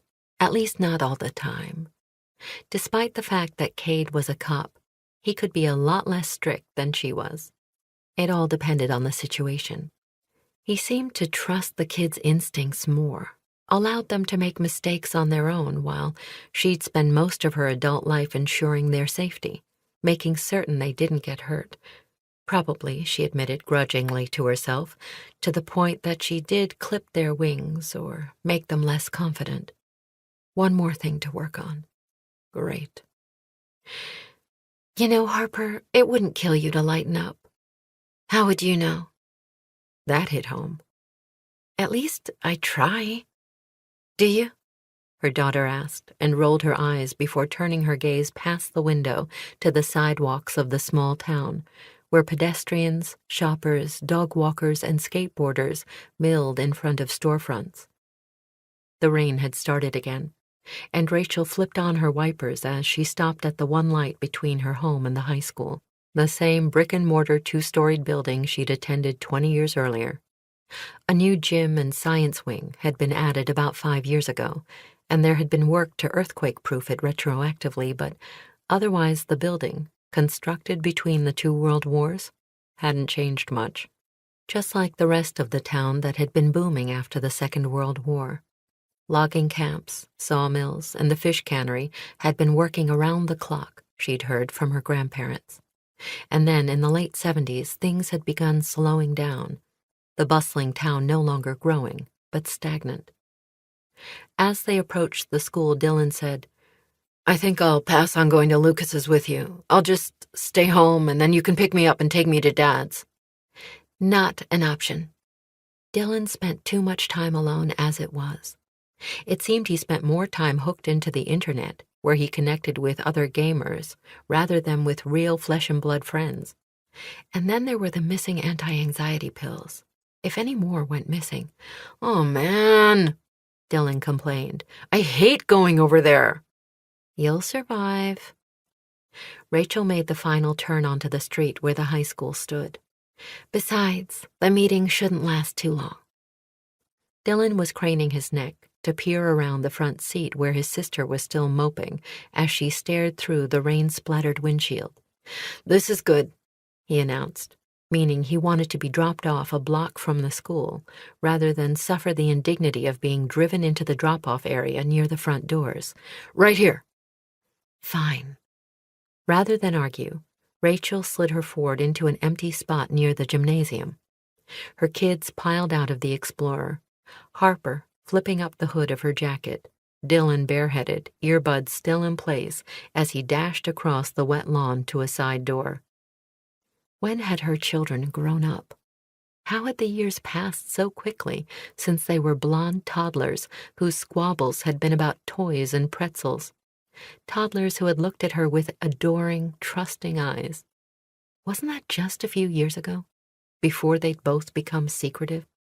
They'd been happy then, she thought, with more than a bit of nostalgia. A young family of 4. A horn blasted behind her, and she realized she was actually taking up 2 spots on the street, the blinker of her SUV still flashing as she daydreamed. She held up an apologetic hand and eased onto the street while the driver nosed into the spot, nearly hitting her. In her rear view, Rachel saw 5 kids clamber out of the silver sedan. The driver, a pretty blonde girl, quickly tossed a cigarette onto the wet pavement and stubbed it out before running to catch up with the rest of her friends just as the first bell sounded. And so it was. Her kids ditching her as she'd ditched her own mother. How many times had she told Melinda to park 2 blocks away from the school? What was the old saying? What goes around comes around? Well, amen to that. Chapter 5. Kate turned off the main highway and wound through a development of cookie-cutter houses that had been built in the mid-90s, all 2-story, all with double-car garages out front, all with landscaping that had matured. At one end of a cul-de-sac was the Sperry home. Like the other houses, it had a small bit of yard pressed up to the front walkway, with a few bushes and flowers that were starting to bloom. A honeysuckle vine ran up a trellis, but the grass was patchy and yellowed from animals using it as a toilet. 2 cruisers with lights flashing blocked the drive, and crime scene tape stretched across the sidewalk, while uniformed officers kept a group of neighbors at bay. The crime scene techs had arrived, their van visible, and a rescue unit had been deployed.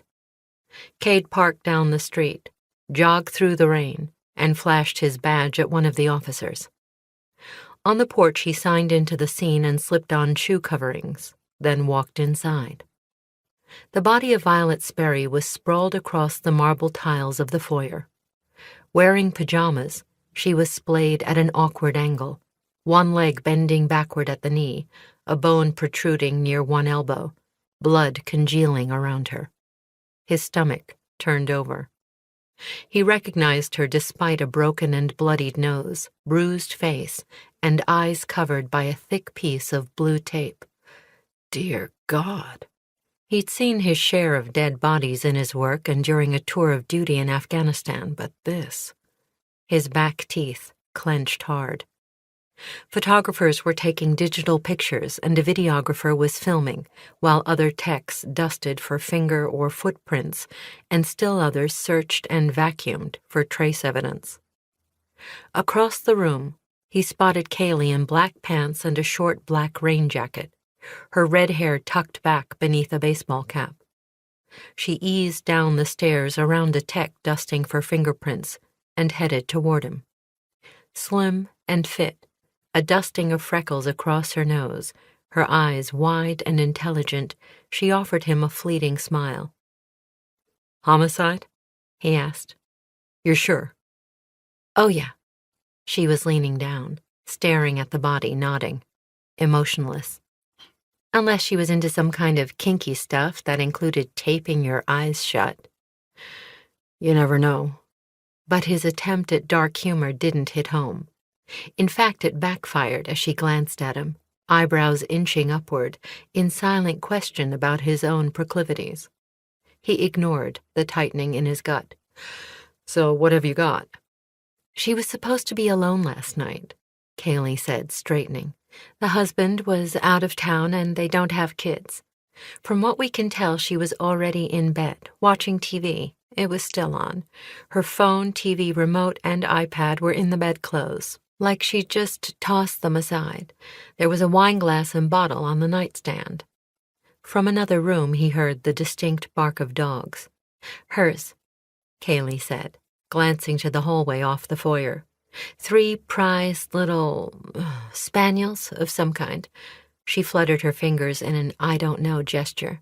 Not cockers, I don't think, but close. King something or other. King Charles, but the Cavalier comes first. The tech who had been dusting the railing supplied. Thin and balding, wearing gloves and safety glasses, he added, "Cavalier, King Charles. Cute dogs, locked in crates in the laundry room." "Whatever," she said. "Big name for little dogs." Cade said, the dogs, were where? With her?" "So it appears. It looks like she got out of bed and left them locked in the bedroom, where they scratched the hell out of the door, according to the husband, Leonard Sperry. His story is that he got back from a fishing trip to Bend, came home earlier than expected, walked in from the garage. Kaylee pointed to a door off the main hallway, and found her, here. Nearly tripped over her. God. Yeah, I know. We're checking his alibi, but at first glance it looks solid, and he's pretty messed up. He claims he called 911 immediately, but knew she was dead. She met the questions in Cade's eyes so intently he almost went back to a forbidden memory, but he didn't. If she sensed it, she hid it well and added, I believe him, so far. Once we check on his whereabouts and their finances and all, then we'll see. Forced entry? Cade asked. She shook her head. No evidence. But the garage door to the backyard is open, and a gate, too. The husband says they never unlatched the gate because of the dogs, and he's beating himself up for possibly not locking that door the last time he took the trash to the bins outside. She frowned. If he did it, he's a damned good actor. He could have worked with someone. A paid assassin?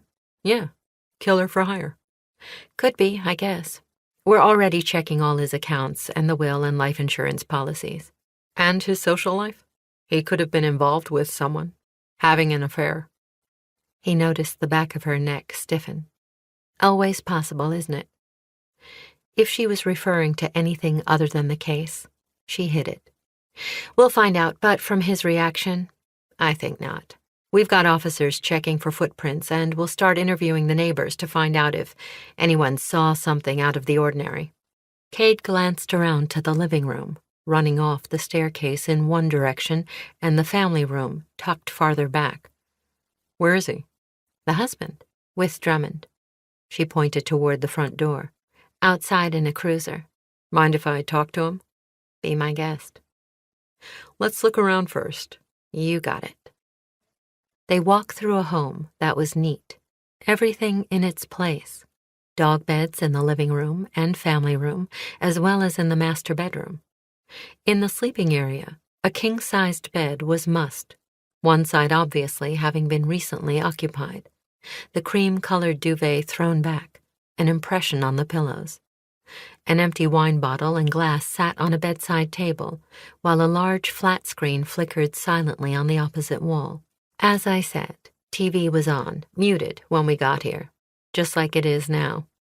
The only thing changed was Sperry taking the dogs down to the laundry room, where he crated them. He said he didn't disturb anything else. After he called in the emergency. Yeah. They walked from the bedroom to the landing overlooking the foyer. And though the victim wasn't shot, there's a bullet hole in the ceiling. Kaylee indicated a spot overhead, and the hole in the drywall. We've already got the bullet. No bullet wound on the victim? Cade stood next to the railing, eyeing the death scene below, where the ME was bending over the body. Not that we could see. The lab will confirm. Then why use the gun? That hole in the plaster is new, right? The husband said it wasn't there when he left. So either the killer threatened or tried to shoot her and failed in a struggle, then lost control of the weapon, or she shot, Kaylee said, protecting herself. She had a gun, a 9mm Smith & Wesson. It's missing. According to the husband, Violet always kept it in the nightstand near her bed, but we've searched. Gone. So the attacker stole it or she got rid of it. Sperry is pretty sure it was in the drawer the night before he left for his trip. He was searching for the remote to the TV the night before and saw it. And a clip. Missing as well. Huh. So, Kaylee went on as she eyed the scene, I say she heard a noise, grabbed the gun, got up and locked the dogs in the room, then went into the hallway to see what was going on. As she was laying out her theory to him, Kaylee was moving toward the open door, then through. Somehow, our killer jumped her, or had a weapon of his own, and they struggled, and a gun went off. Maybe he panicked, pitched her over the railing. She was on the landing now, near one of the scuffed rails. After slapping tape over her eyes. Kaylee nodded. Right. Maybe. Cade wasn't sure. You said he. You think the assailant is male? Don't know for certain, but someone with enough strength to hoist her over the rail. Wouldn't take much, just a push and gravity would take over. Cade studied the smooth wood of the railing, the two spindles that had broken, then peered over the top to the floor below where Violet's body was still sprawled. "So she was a friend of Rachel's?" Kaylee asked. "At one time." He started down the stairs. "They hung out in high school some, I think. Graduated from high school in the same class. Violet gave testimony at the trial." "Where Rachel was charged with Luke Hollander's death?" "Yeah." "And you?" "I met her once. Ran into her and her husband at an antique car show at Musial Park. Oh, maybe 7 or 8 years ago. We'd taken the kids." "She and Rachel weren't tight? Not friends any longer?" Kaylee asked, a bit of an edge to her voice as they reached the first floor. "No, not really friends anymore." The truth was that Rachel wasn't close to anyone since high school, but he saw no reason to bring it up as it had nothing to do with the case. The ME was finished and EMTs were getting ready to bag the body. His guts twisted as he took a final look at Violet, her face almost unrecognizable, her body bloodied, her broken limbs at impossible angles, her eyes covered with that thick mask. Who the hell had done this? Who wanted her dead? And why? "Let's go talk with the husband." With Kaylee following, he walked out to the front yard, where the ground smelled damp and earthy, but the rain had stopped. For the moment, the storm had abated. It was weird not to have to go into work. Rachel had held some kind of a job since she'd been in high school, first working as a waitress, then later as a clerk at the bank, and then, even though pregnant with Harper, she'd discovered she had a proclivity for technology and had ridden the tech wave, learning through classes at the community college and online study. Her most recent employment had been as the bookkeeper/computer specialist for a local hardware store that had been bought out by a national chain with their own computer system and accounting department, and she was let go. So she should be able to find another job quickly, she hoped, or find a way to make her side business more lucrative. She'd also flirted with the idea of moving away, maybe to Portland or Seattle, but wouldn't consider it until the kids were out of high school. 3 more years. Harper would be a senior next year, Dylan a sophomore. And she did consult as a technical advisor, a fledgling operation with 6 clients that she might have to bolster. She had some savings, but that would go quickly once Harper started college. Don't even go there. She's got to get through high school first. She poured herself another cup of coffee and sat down at the kitchen table, opening up her iPad and sweeping through her email. No job offers. Then she saw the tab for news and opened to the local paper. She was raising her cup to her lips when she read the headline, "20-year-old mystery still haunts town. Who killed Luke Hollander?" by Mercedes Pope. What? Rachel's heart nearly stopped. She set the cup down with trembling hands, and coffee sloshed onto the mail scattered over the tabletop. She didn't care, barely noticed. She focused on the 2 photographs accompanying the text. The headshot was one of Luke's senior pictures, many of which still graced her mother's mantle. The second was a damning image snapped by a photographer that night that showed Ned helping Rachel into the back of a cruiser. Her face was turned, in profile, horror evident on her features, while her father was solemn beside her, holding the door open, both of them oddly illuminated by the lights from the police vehicles. "Oh, God, no!" She shook her head as she scanned the article and her thoughts raced. Why would Mercedes do this? Why hadn't she called, given Rachel a heads up? But she did call. And text, remember? You assumed it was about the reunion and elected not to reply. Her stomach did a nosedive. She read the story 3 times, even though she knew all the salient facts. She'd lived them. Stupid kids playing a dangerous game at the old warehouse, someone noticing and calling the police to report trespassers, the cops arriving and finding one of the boys near death, struck by the bullet of a real gun supposedly fired by his half-sister, that girl being arrested, that girl being her. Rachel couldn't stop tears from filling her eyes, couldn't stop the guilt that burrowed deep in her heart, Nor could she tamp down the anger that she felt creeping in, a dark fury that someone she thought of as a friend would do this, to her, to her parents, to her children. But then Mercedes, who'd gone by Mercy then, had never been one to pull punches, had she? And she'd never liked Luke. She'd been one of the few of Rachel's friends who had seen through Luke's smile and bravado.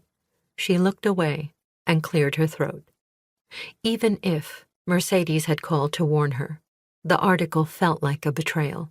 For God's sake, Mercedes had been at the cannery that night, a willing participant, like so many classmates and recent graduates.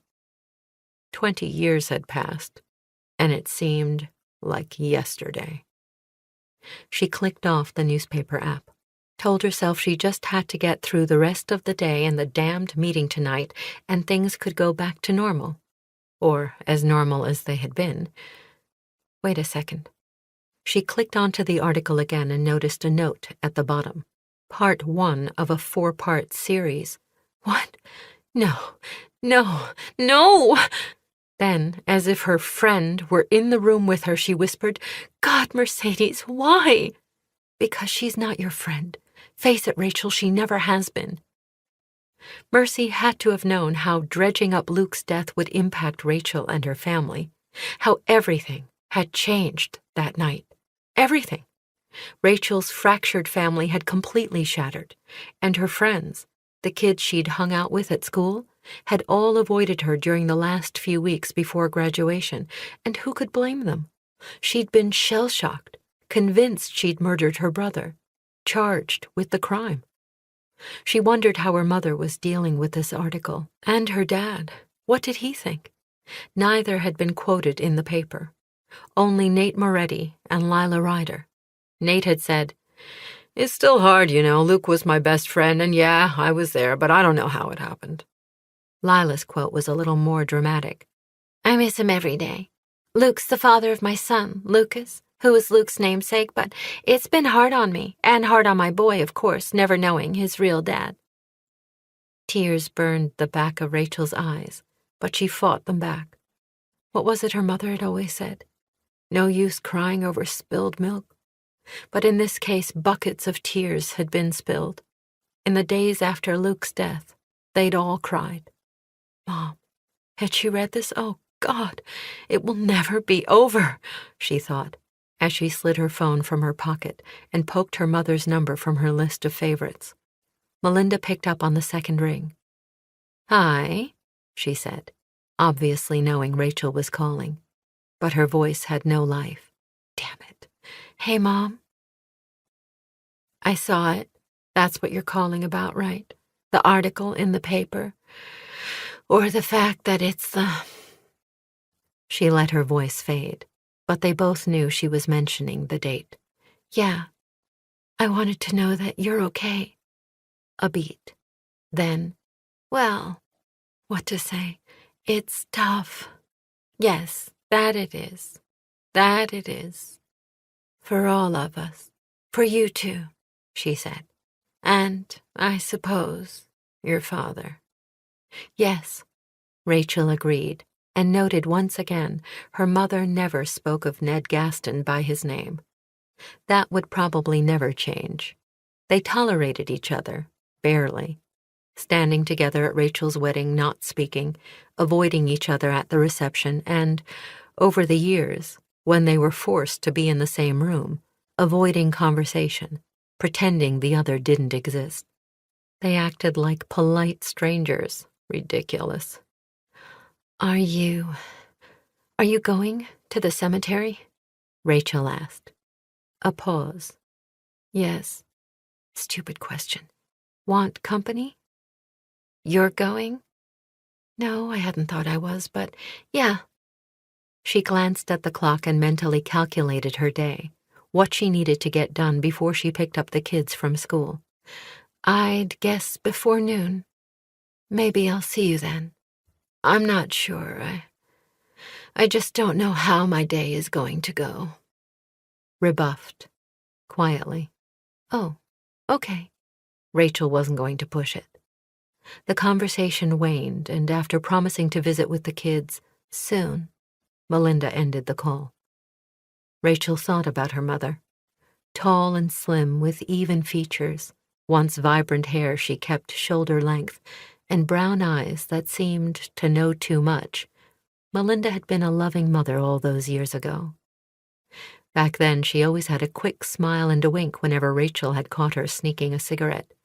"Don't tell Dad," she'd warned, but had laughed because at that point in time Ned Gaston had been hopelessly in love with her. But that had been long ago, before the marriage had cracked, and long before her only son had been taken from her, shot dead by— "Oh, stop it!" Rachel yelled aloud, and Reno, who had settled onto his bed near the back door, gave out a sharp bark. God, what was wrong with her? Yeah, sorry. So now she was apologizing to the dog? God, Rach, you are really losing it. Try to treat today just like so many others, will you? But as she stared at the coffee stains all over the bills and junk mail, she knew she was kidding herself. Chapter 6. Rachel wasn't home. Her car wasn't parked in the garage, and she didn't answer the door. Cade didn't think twice, just pulled his key ring from his pocket, inserted the house key he'd used for years, and stepped through the front door and into the house he'd once called home. "Rachel?" he called, passing through the living area with the attached dining room to the kitchen, where her tablet and cell phone were charging on the table. No wonder she hadn't answered.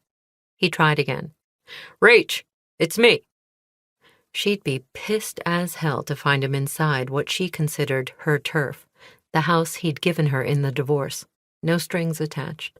No clause in the decree declaring that she had to sell when the kids were in college. No lien against any equity. Nope. He'd figured she deserved it. "Rachel, are you here?" Obviously not. And yet he felt as if he weren't alone. He stopped and listened. Nothing. Other than the soft hum of the refrigerator and the whisper of a breeze slipping through a partially open window near the table. The kids were in school, and even the dog was missing along with the car. He started to leave, but paused, glancing at the familiar objects. Her favorite cracked coffee cup, now in the sink. The faded message, "World's Best Mom," barely visible.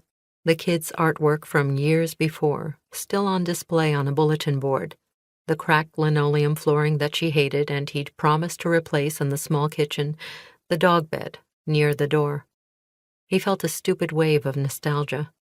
He'd wanted to tell her about Violet himself, and when he'd gotten no response to his calls and text messages, he'd stop by on his way to the station.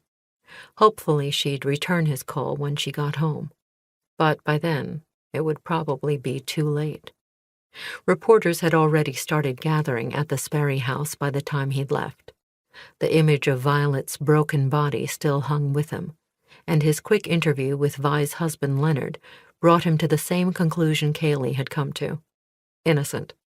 Or up for a damned Academy Award. Leonard Sperry had been a broken man, unable to stop the unending flow of tears and barely able to communicate as he'd sat in the police car. He'd been murmuring, "No, no, no, oh, Vi, no, no," and working his hands, alternately glancing out the window and then at the floor of the cruiser. His story hadn't altered. He'd been in Bend with friends, come home early, found her on the floor, the dogs locked upstairs in the bedroom. He couldn't think of anyone who would want to harm her or him, and no, he knew she wouldn't have done something like take her own life by throwing herself over the railing. Leonard seemed to think she must have stumbled down the stairway, though, from first glance at the scratched railing. Cade suspected otherwise. Cade checked the calendar hanging on the cupboard near the back door. A grumpy cat calendar with notes scribbled all over it. Rachel, a true techie, still marked appointments on a hanging paper calendar. "Just so we're all on the same page," she used to say, even though she kept a digital calendar on her phone and computer as well. Or at least she had when they were married.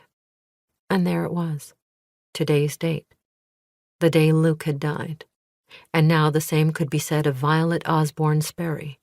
Both violently, 20 years apart. For a second he wondered if there was any connection, but he dismissed the stupid thought as quickly as it had come. A coincidence. Like people born on the same day. Well, not really. He glanced at Rachel's phone and picked it up, then noticed that the screen was lit, as if someone had just been using it. But no one was in the house. Or the muscles in the back of his neck tensed. Again he had the sensation he wasn't alone. But as he walked through the first floor and swept his gaze through the rooms on the lower level, he saw no one, not in the living and dining areas, nor in the mess that was his son's bedroom. He paused for a second in Dylan's space, noting the empty bottles and wrappers and mussed bedding. Clothes were tossed over the 2 chairs in front of a space station of computers. But no one hiding in here, nor in Harper's somewhat more organized chaos. Then what? It was the smell. The hint of cigarette smoke? Or his imagination? No one that he knew of smoked. Not Rachel, not the kids. Well, that he knew of. And besides, the odor was so faint. Nah. He even ignored the tightening in his chest and went upstairs for the first time since he'd left. The rooms had been changed. Bedding and towels more feminine than when he lived here. But her robe was the same. A ratty old blue thing flung over the foot of the bed. He touched it, swallowed, and in his mind's eye remembered how they'd made love the first night they'd bought the new mattress. The kids had been gone for the night and they'd spent the hours here, under this slanted ceiling, making love like teenagers. He remembered the taste of her skin, salty with sweat, but smelling of that cologne that drove him crazy. How slick she'd been when, shh, click. What? He froze at the familiar sound, the sweep of the back door opening and closing before the latch caught. How was that possible? Before he finished the thought, he was down the stairs and into the kitchen. The back door was closed, but he walked through into the backyard and saw that the gate was ajar, moving slightly. Had it been that way a moment before? He didn't think so, and it seemed unlikely. Sure enough, it moved with the wind, unsecured, which wasn't the way Rachel ever kept the yard. And why the hell was the back door unlocked?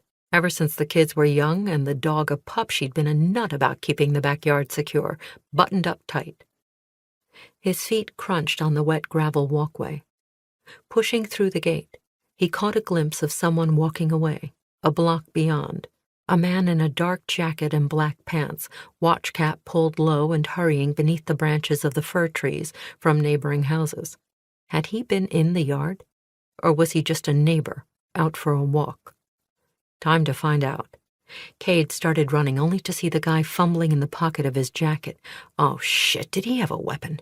Slowing, his eyes trained on the man, Cade was ready to leap over a fence and dive into a nearby hedgerow until he spied the man withdraw a key fob and point it at a sedan parked on the street. The car bleeped, lights flashing as Cade called out, "Hey!" About 60, unshaven and wearing glasses, he stopped and turned. Bushy gray eyebrows pulled together beneath the watch cap. "Can I help you?" he asked. "Maybe." Cade reached the car, a white Buick, with out-of-state